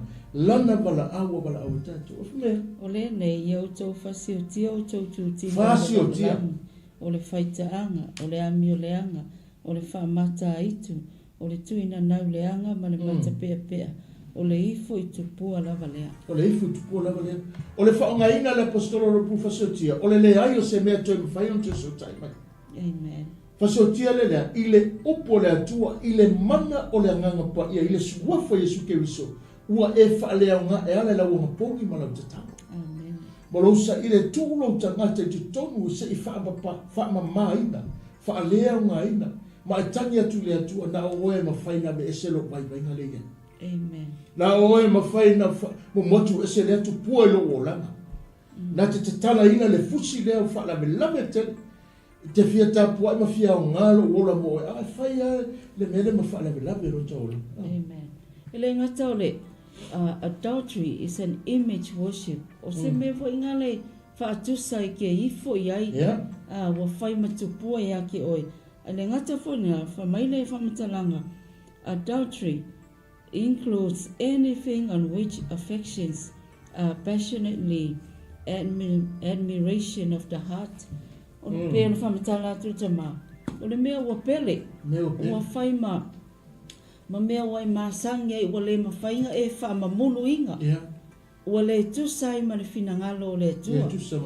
Wale mawhainga, wale mana oi e abe ese mai ati oi a ole melena e whano ailo o langa. Amen. Ia taipe fo ia o seaka o tutonu o lo fale. O polo to lua wa oti wa maliu. A lai ke ngofo pea ma le aka lea. Amen. E fiu te loa momoia ma le aka lea. Whasanga mai nungo le o alanga. Wakala ngoa iai. O mea ia le i le fionga le atua. E manga o ia. Awange iai se mea e whaalua inga ia. Amen. O lona winga e kakaunga whawai ia tatou per kiala tu se kolosi. Ia tako fasio kia mea ia mai o tātou. Leanga o le tuina nau o le tino. E leanga i tātou. Makako leo no o ai. I le manuia ma le tofi. Wa fai e le tua mo kako. O le sile vaenga tā ua le tau te i le pōne.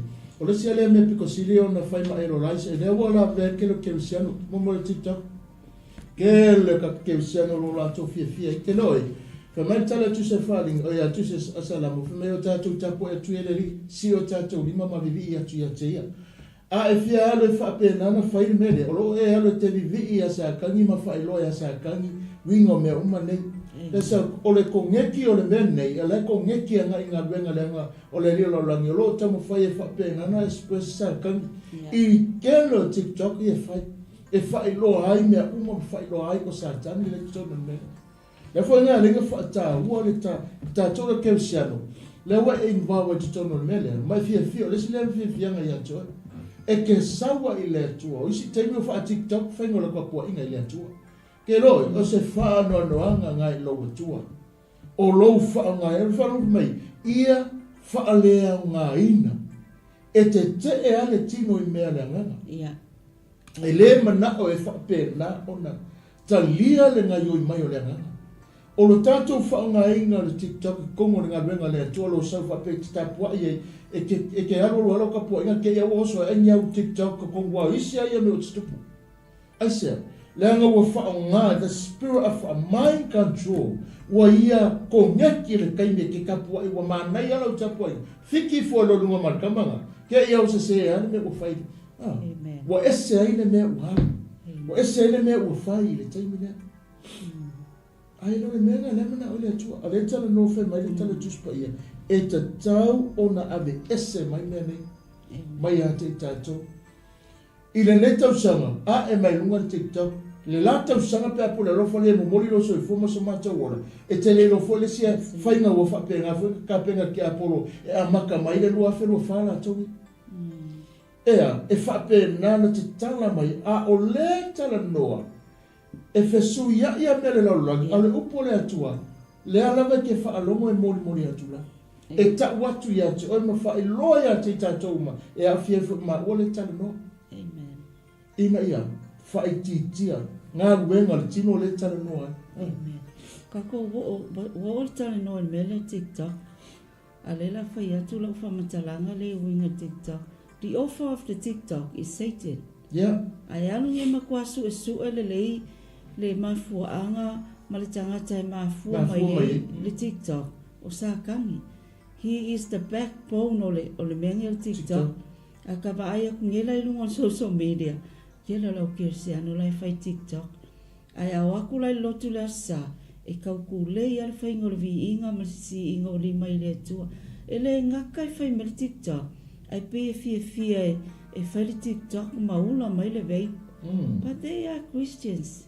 Whanoa noa ia le loto. Peitai. O oia ia le filifili. Marikala le tua ia mose. Ia moli mau le langi ma le lau le langi. Amen. Te wana au le aso. Te wana au le langi le aso le nei. Whai ma moli mau. Filifili le maalaia po le oti. Amen. Filifili le ola po le oti. Ai o ke whai aku ia ke o kou Israel. Filifili le ola. E ola i oi malau a inga. TikTok is not a Christian thing. But most of the Christians, they are using TikTok. Yeah. And the offer of the TikTok is Satan. Ole kangakanga ngai ku mai tu TikTok. O sakang. Le ala ku lei mai anga kama foi ngai pengi agent. But you never know the offer of sakang ngai ngofo mai e tu. Ai alu sa ili le history TikTok. Yanga e malama ile tala le faya. Ai ole fama natua ia lau fai ngalu. Male upole tu. Langa kele lau kirsiano lai fai TikTok mai ilungo Facebook. Pe e fia e fai. Fai tanga ai loa. E iai winga o tanga ia o lima nei.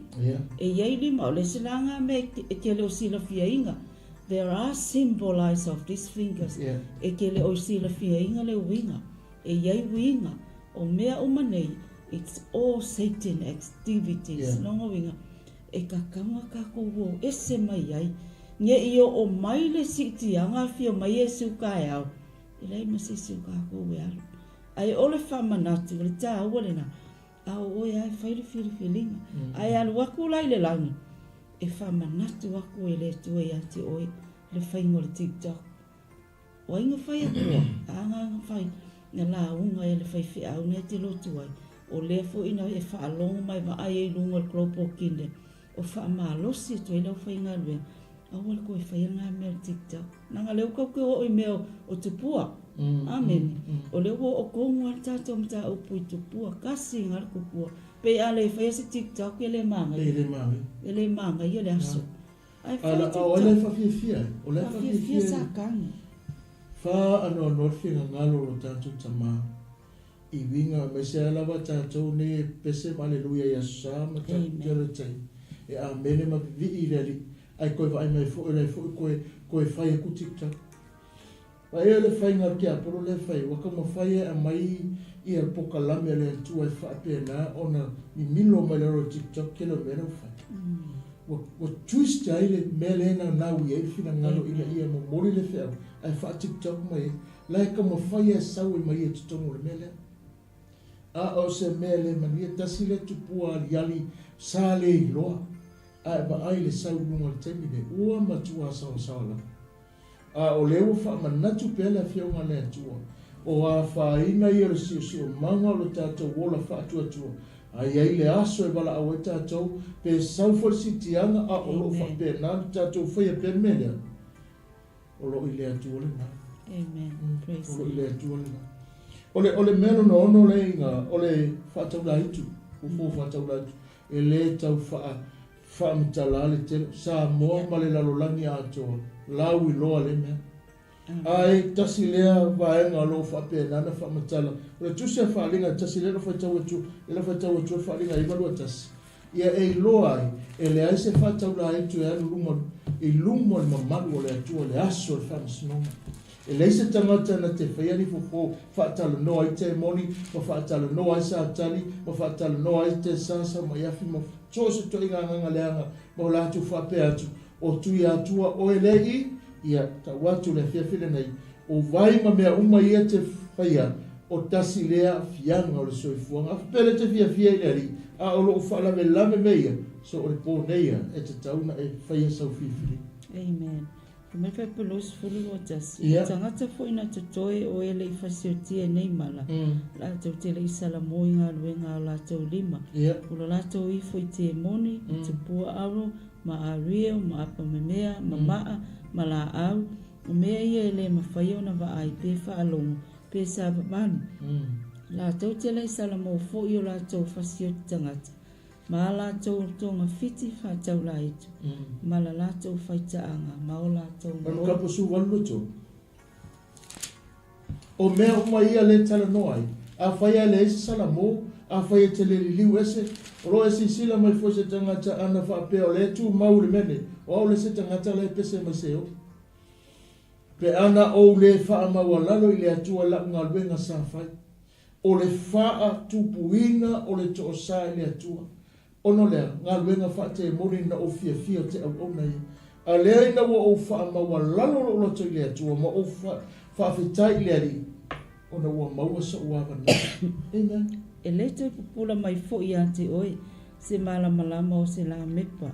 E le toi la ngona fo I a te oe le leo le whatoa whai a wā, ma le whatoa no futane. A wā o tangata whatau o tangata sili ia, o le lalo langi. A wā o whaseina no oma I au tonga fiti whatau la itu. Tele le malosi ma le tele me uwhaia. Le unga me uma nei, e le asisi me o whea. Se o li ale tani ma le unga me uma nei. Pe a whaia le iloa o na wha maulalo. La le fo, a whapere te whaalongo mai olo e whaia vai e tuli I te, e whapena wha matala I te mori, sau o I whanua, ma whapena sau I tunga mau o e o whioti, ma whapena whaatala no ai, I a tangata ma awatu e fo, ma whapea atu ole lo makua le ke a fia. A e whanongo longo le pole nei o a fia oi mene, o le ta watu I atu oi, o le unga lava pe a whaia le wha maulalo matu ese ngā luenga nei, o ngā luenga nei ma whaiona ave oi seo, ma e a ngai atu se unga le manuia, pe ona tala noa I atu se wharinga, o le mera no fitu, o le mea ta o le ita. Amen. O le ita, o le whita ngā. Hatred, bitter dislike, and ill will against anyone, tendency to hold grudges against or be angry at someone. O le makua ika. O le ko e ngā ika lea le tala noa le makua I numera tasi Samoa. Numera tasi Samoa. A tongi ele langi ia Samoa ele nu ile afo ile ika lea. Fua moa. Tua matautia le matua ese le onga o le mea tau le ita wha moe ma le ita wha tupu wha penana wha tupu ai se taua tele. Le ita le matua I tala noa ina whionga nea tua nei le o mai waru fitua. Ia, le luka le futolu whai pesulu. Ia. O toi le leo pi lato mahi ruta I lea la vaso. A wasa mo e feita ngai la ua. O le Roma e valu ma le efeso ngai rua fai pesulima. Efeso rua fai pesulima. O lo tala noa ai. O lo tala noa ai ele matapule lua tu sa efeso. O lesi lea mea na fai ele maliu Yesu Keriso. Na faa lea ngai na ai lea. Le feita ngai lea. Le misa ma le ita lea. Na matua faa umatia ai le malosi o le feita ngai lea. I le taimi me ua iai o ia I le sa taua me faa muta I lone na. Amen. Winga leanga ma le winga le mami. Olo I nafo I le ione me tau pe fa. Wa ia faa umatia fo I lona lava tino le feita ngai. O le tula fono le polo I ngai upu whamasino. Ina ia le leu e ia lava le to alua ia whai matanga ta fōu e tasi. Ia tupu ai le file mu. Ma ia whale leia ma le atua e sa toa lua. I le tino i tasi ona o le sa taru. Ina ua wha o matia. E tale le ta tale pe mai tale tuspa ia. E ke whaia le upule ua ufa maa ngalo ai le ngalo. O le aso ke wa ai le tangata la koe kupu pea. O le itale le fe mai tale tuspa ia. Ia awangi ngoto le la o mau pea le na ita ia te oi. O le ti le anga i oina piko sili na o ngaonga ngā luenga le ilo langi o lo whaatinoa pe tono tangata. O le whaatino le nganga o le ita lea. O le ita le whape nana sau le la tausanga, toi tilo tilo fo le tausanga, toi aluatu ma le tausanga, e le ma vai lava le naita. O le ita o maunga, kera o ele sile mena tupu i le luka ngā rua tolu whamei. O i le maliwa o Yesu, o le maliwa ke riso, na toi le ele la wali ia to rua, he rota ma alfore. Na whale le ele misa la wali ia e rota ma pe lato. Na fe ese ha e la wali e fai unga fe me o rona mali, na toi le e la wali ia. O le ita le tala no ai na tupu tonu tangata Israel. O lo lato wita wha moe moena i upu ma wha penana fe talainga ma fora langa le ali wha ola o le aise wha moe e wha maangaro aisea wa iai le loto le anga i tutonu. Ma le ita le anga lea e le mana o wha penana le atupu temine. Le atupu temine. Uma le seunga tupulanga e le mawhai lama na te asau le seunga tupulanga o le alama e ona whaperana uma atu i a tangata tua asala ala fo o toi fotua i mai toi langa fo esa e le i mawhai na whai se whainga le mena la itanga le mana o le atua toi wha manatu le pone a o tupu pea i a le matua i aliali nungo Samoa telo te aliali nungo whawhitau na o se sea whanga umai fonga o sisi le ua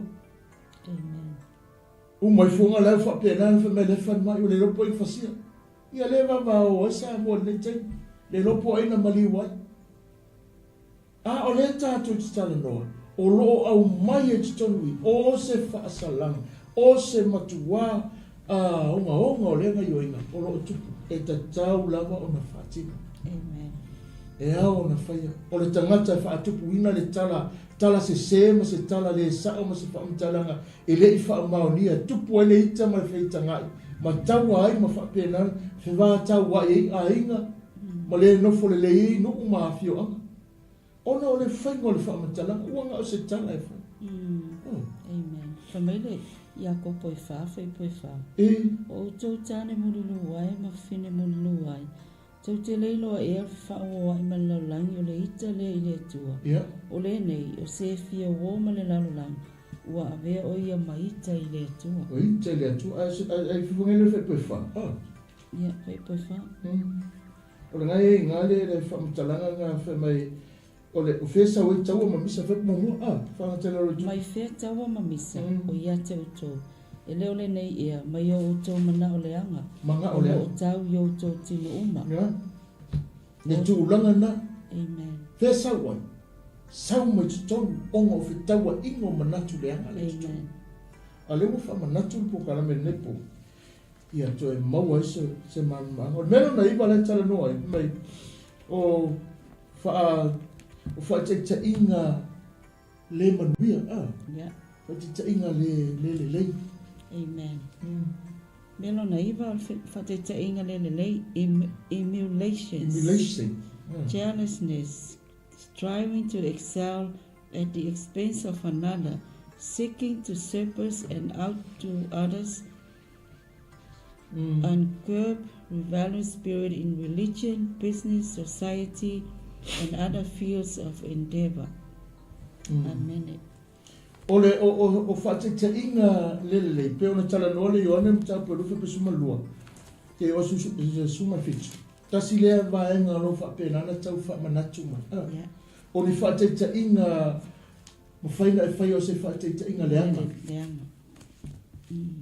le ama bu fa o ta me tia ese me te fai sa foi fa matala be o le ale maftanga ta me tia e kala ngolo ese ane me te tau fai te latu foi se mea lei i te tono se ainga i te tauna fai oi ma whate te inga le lei.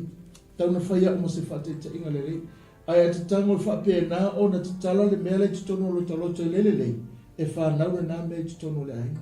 Whanau mai tono la te whanau. Amen. Ia ne lua whai pasunua.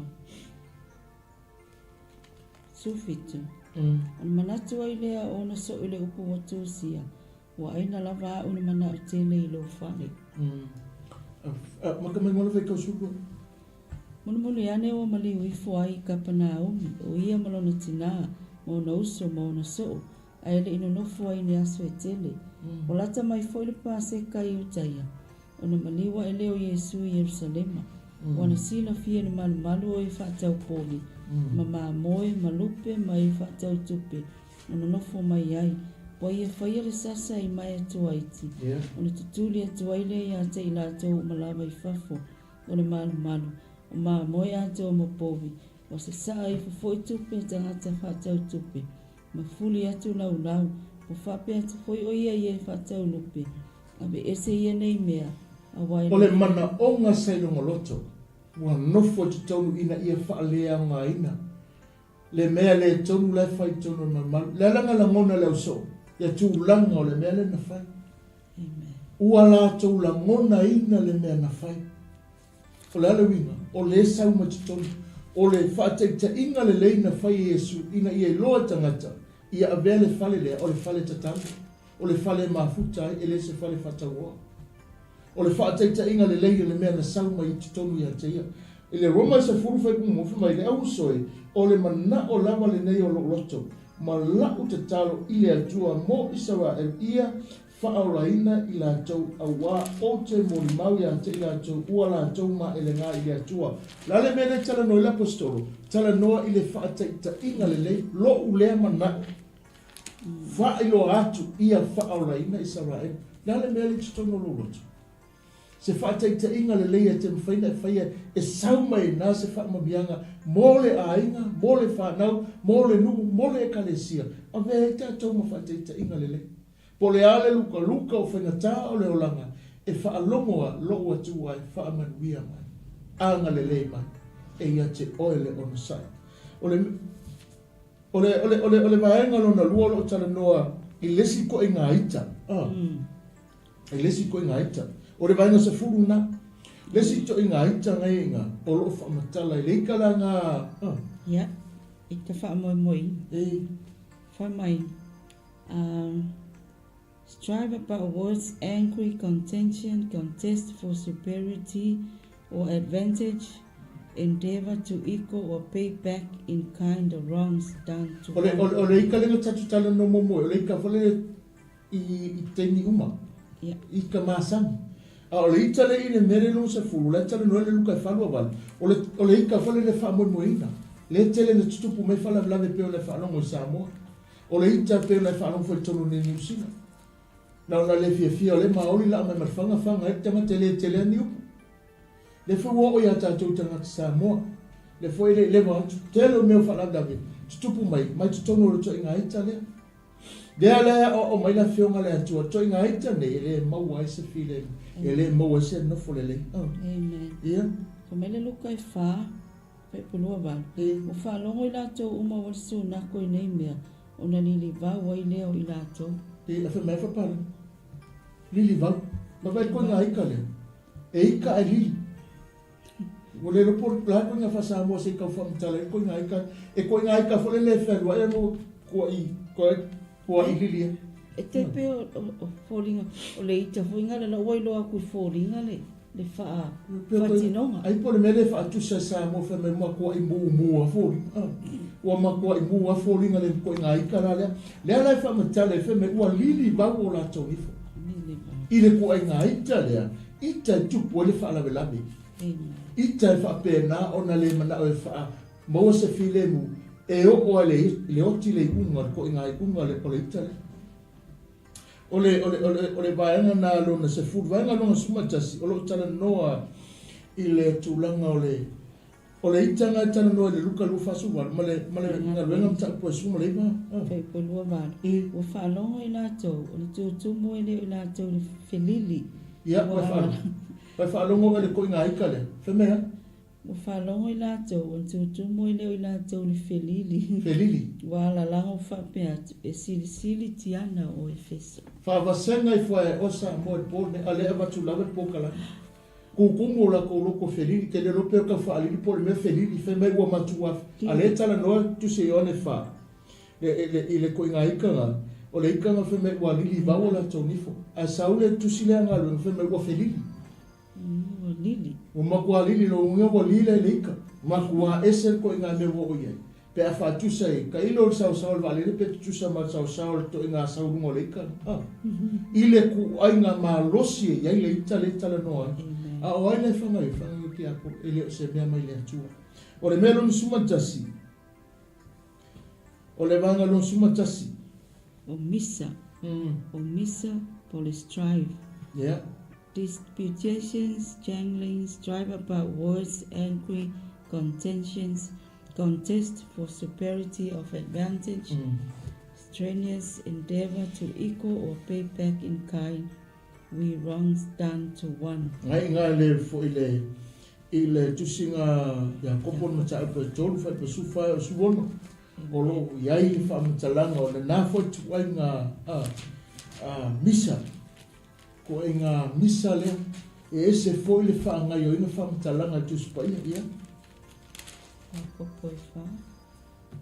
Ole si mea nei nga ole menga lo suma lua ole fo vale sau le melon suma tolu ole awa onga se o lo fa pe na ona fa mtala mai ai ile morus.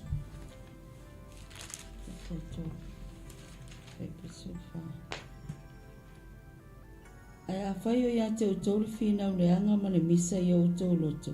So ia le mita, au foi le pepelo e wha le anga i le upumoni. Sau alo i ngā whamele tala tuspa ia, awane i whape nāne ia te o tau le nā mea. Langa wha leo ngā i ngā i le upumoni. Sau le mea lona sifuru lua o le fōwa lenga. O lo whamatala i whaaringa Roma e onu, sifuru ono wha pesu makitu. Ono wha ipoe, mare mumoko nito mta a petonu wha petonu. O lo tala noa i fōwa lenga. Ai e whawhitai le atua e ulawa ina whai o tō ma au nā leanga sala. Au o tō ngā wai nei ma le loto i le wha o le mata upu. Le tu ina atu i a te o tō. O le si mea, o le whamatala i tūlanga peo nei i le sosoani mai o lenga e matua i te lea se a whainga le nā mea. O le mea lona suma tau o onga se i a atala noa o onga se. Tele ma tele o onga se le sau tengine. Ia lawa le tau tau fisilingi ema le tau wha i loa. Telo le tangata i tala noa mai ua whape nana wha lea ngā atoa le pokalami o tangata Samoa. Maana mau maana foia o onga maana mele whai mai. O matua tamo whaia ina ia li liu le tangata. Ai awane i ngalu ia te oife mai tala mo mote salonia. Awane i wha se ina o tau si tala inga se. Ma se mori mau le sa. A le whawhewa matala i ngā le tusinga ngā ruenga, 5 whepasuma fitu. 5 sewe, an tutula i lunga o le whaitauranga siri, mai lātou umawai a te ia, o le tū a inga le ala o 𝚟𝚒𝚍𝚘, o matua matatau a lava i lātou. Matau a lātou ese, nango whai roa atu le se ma le o onga le o tonu ma sako le mele whai. Le wha matala ina ma le sako le mele whai. Le fia iai, wha sako atu la posolo mele tupu. Malato i loa aile mele whai le se mea mi o tonu. Sao mele suma wha o le loto le anga. Invens. O lo wha matala ina, kasi lale me piko sili ngā onga. Onga. O le melange, e ta tele i tonu le ngā luenga le atua. Tele a tangata matua e mawhai ana e whatalofa malua tala noa. E se foli milinga o ele mini. E se foli pinginga o ele pingi mai. O le lea tasi le vaenga lo whapena na tala noa le whiunga le atua. O le loto le anga. Amen. Pain, ill will, and jealousy at the good fortune or blessing of another, the most base of all disgrading and disgraceful passions. Ole loto leanga I manguia o leskangaka. Loto leanga I manguia. Loto leanga I ata mai le tangata. E loto leanga I le o ina ma le whaamaina I le atua le tangata. O le mea le tupu tono le ngā menga le atua. e manuia loa seisi pe vaai e pe o lea ma magaia a mese a tama wheoa i tama ho e le ngofo le lei e a ngā lulu e whale lei tono ni ngā ruenga mano nofo le lei tono ni ngā ruenga e whaia whina ngalo le atua ai ho ono te me whape na ona whale tono po le ale mea e tūlai mai ke vai ma kua SCA whaingo e u mai kua ma kua i SCA le o pe o la ususu kamanga a le wha manatu le whiunga le atua tasia mea na te ave SCA mai a oe mai tono le wha manu ianga le atua beno suma lima le whasio tangata murder tele na wa tele na wa to kill, to spoil or the happiness of another hatred fasioki le loko le skangaka o lesi mea kam hole le e ke le fasiokia le pa ilo lima awa o oki kangaka ila utala la fai o oki tangata ma fua mai o ma utala la fai e ke fasiotia le tangata ilo ia upu ma mei e ke fai e pupula mai o maka mai maul manga bang e fanga wai mai mo panga pe sa sile pe anga e pupula mai o mata vale tu role nga ngano le tau fa matana wa oti tangata ila upu le fai e le io le fa pe na ona e fai atu angi fa matana le la pupula la winga fa matana o au tala te fai a pe na a fiela amen fa mai le yoane tonu mai sunima ina ia le whano le tasi whatu. Mombole yoni tapu to. Fa mai le whamatalanga tuspa ia. E ta tau na sau ma te toni ati tatu se upue ati e ie whalonglong. O le upue o lai. La lo wita e fia, la lo wha lo le fia fia. Al mele. So e whalongo atanga ta umaria wa. Ya ma. Era le voice ne. Ya, se fai. La tau mo e te yo la tau uso. O fasi o tangata i la tau. Ya. Wa uto i lo fo i le ai se fasi o tangata i tu mau ia te ia. Le o lai whawa vau. Ma ia i o le upulea. O ka ngaka fo tangata umai hokti e ika i longa uso. O le fasi o tangata vai le fatu sanga e. Le upo le tua. Wa le ngata o le fasi o tangata i le tino. Ai fasi o te tangata i le anganga. Nonga winga. E a foi mo tako uma mama ua foi. A fai o leka ke ike i le si tangata. I loka uso. E me se ala tino ke riso ma ngā luenga le tua. E le aise alofanga i luma o le tua. O e ala o le fasi o kangaka. E te ako ki kilo i le kangaka fasi o ti le tino. I le whaanga i o inga. Ma le ngai o inga lai whai e wha uma i le ola. A lewa tau tala mangingo le upo le tua le lau koe whai tau atua. Whai mai o i lato uma o e ita i o lato uso. O fasi o te tangata i lato. O auto i lo foi e le aise fasi o tangata. E tua mau ia te ia le ola i whawe mau. A whai lai ke lo i eskanka ika ia oi. Ia wha ngalo ia e. A lau mangingo le upo le tua. E fasi e le whai mo ngaka le ola i whawe mau. Amen. Amen. O le mea na se fulu ma le sulu ono, ia o le ona, o le onga, o le mea na sulu ma fitu, ia o whaafifianga pēr na tala noa tu stay one. Ko ai ngā whaafifianga, ese koe ngā mewe ke whaolainga, ai pa o mai pese wakin hola sa kongolo whaka. O musika e me ngā kai musika, ke whaalonga ko sa wele, le whapenga ma kua i laulawa wale a upo pese le sa alai ue a koe maleu. Lai ma kua ka maali a kua lai whapenga e a koe malo lai. Na koe a lai pese, a lai ma kua i whapenga, a leke, a oia sake vai, e ingi lau ki kala ma whapenga ngā lulu, a leke whaalongolongo i, o ke whaalongolongo, e ke whaalongolongo i pese whapenga. Kasi e musika lo whapenga, kala ngoe la whionga lentu. Ke lo oere ke me o whapenga, ni tau mawhai, i le ka mawhai ngā sākangi, inga ia vivi i tangata ia te ia, e ka afi vili ke e monge kai me, e wose pai, la tau ia sākangi.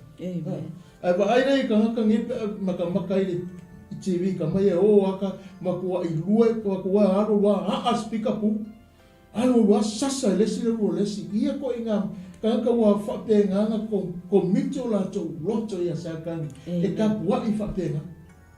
Le fa le o ke mia ka ke fa lo ave ya o ka ku si ke fa le kula ka vale mori e pa ku se musika a o upu ai pese mai so a ka va ku ka vale ko ngai ka mai ki ma ala la va lu mai lu ka e fa lo kasi e mea lo fa pe na fai ma fa lave lo so o lo wola pe ona mal pe o fet o mea lo tupu ta atele ma le taimi ne a o lo fa pe na fa manatu pe le fionga le atua mo i tato e fa manatu ya i tato ina ia a vea i tato ma fa ta inga le i le fina ngalo ma le bala au le atua pe ona bala au i tato e tusa ma le poka lame pe ona ye i le lua le pe telu ni ta upo e lua e tolu on foi poiva o loko iai ni nai upu e fai ua tuai le nei po a fe mai le tala le momo pe telu le fai tau atua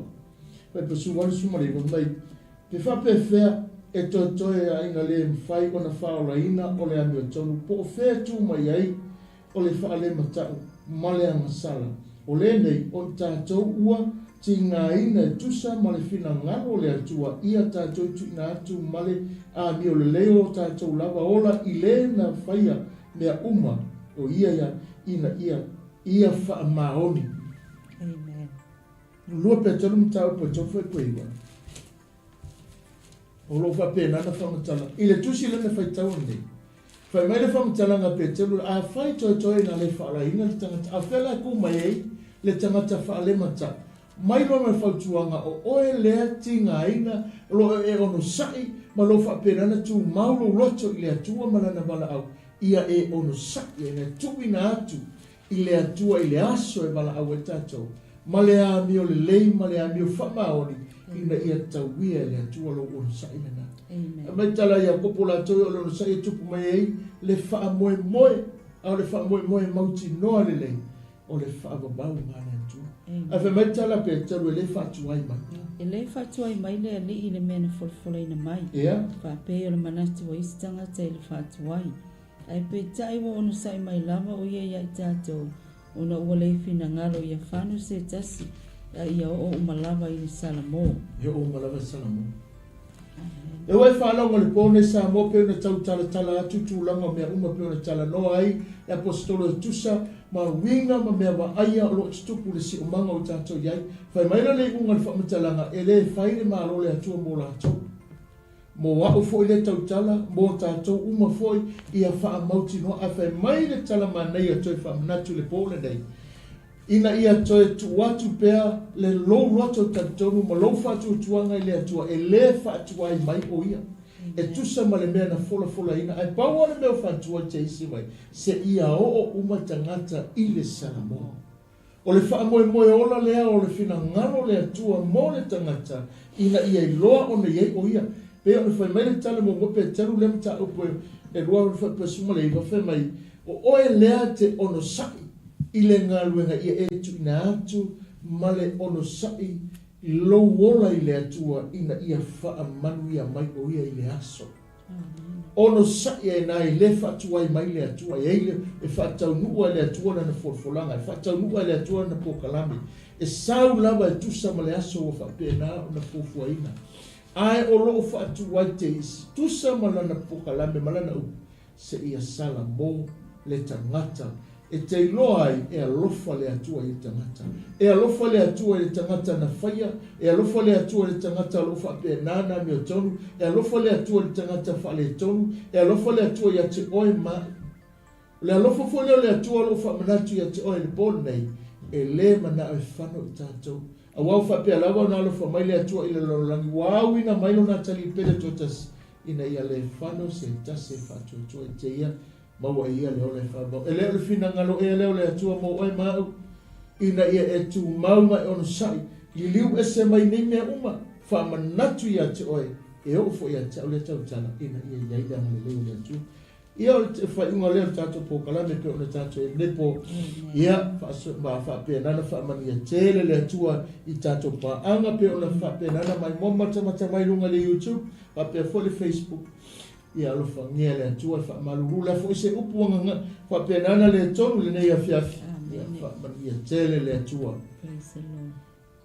pe le tua ia o le fai unga na tātou por kalame wa inga lona losful ma le ono o le mana o le tua ina ua tātou no nei le tūlai sful ma le lua i le tai au fou o le aso lua o le aso tolu o le masino o kitopa whaftai le tua i lo mafuta mai tātou woma paanga i lunga o le Facebook ma le YouTube whaftai fo i lo whaongai no le nei au nanga le Global Kingdom TV le sunga le whaiwhiau whatonu ia Mike Brita ma le whantua ia Sarah ma waile nei a wanoa e whasoa atua i le upo le atua ma ia maua nei se ia uria fo i le aso mafua o le vai aso fo tātou mo le atua i lo tau soifua ma lo mātou wola pe a tala whiunga ma le whina ngalo o le atua i lana o le whasoa Amen. Ya, pena ona lufangia le atua le whengai malolonga nei pou, a manuia tele lungo le tātou ainga, toe moli ale loto whaatai nei afiafi, e ale le nganga pa ia o le tātou wali, so mai whaamanuia maanga le lei atu i le tātou ainga mafuta, pe ona ia nei pou e whasui fo, e tātou whaip se tālu, a mātou tele i ta ape, ma mātou tu ua le nei aso, le atua whaatai tele lo mātou tamai whaafo i le viinga i lau whetu maua i lau whio le viinga ma le whaamanu ma le whanetanga o mori ma le awa ma le whaaloalo le nei pō i lau whio le whaatai tele ngā paia a manuia le mano ronga lo unu mo tangata se tasi o ia whaapenana la ngona la upu nganga paia ua nei tuina se file mu ma lue pelo ua nganga paia se filinga sa loto ia manuia la na fifilinga fa manuia la ona fa tonu ma fa tua fa pe fa no fa ia ia foi ona le atua lo tap tap mai maunto malawa anga le lei lungo pa anga lungo le TV lungo le Global Kingdom TV lungo le YouTube channel fa pe fa le Facebook live le ia fa manuia ma le lei na io le mato bala au le ava ma le fa lo fa manuia po kalame fa solo o le aso fo pe ona ia e ala le soasoani lo nganga mātou. Talo lea ma leo lenga ala le soa pele Yesu. Amen, amen. Ia, so i fōma ia manuia le nei afiafi, ia malolonga, so amen.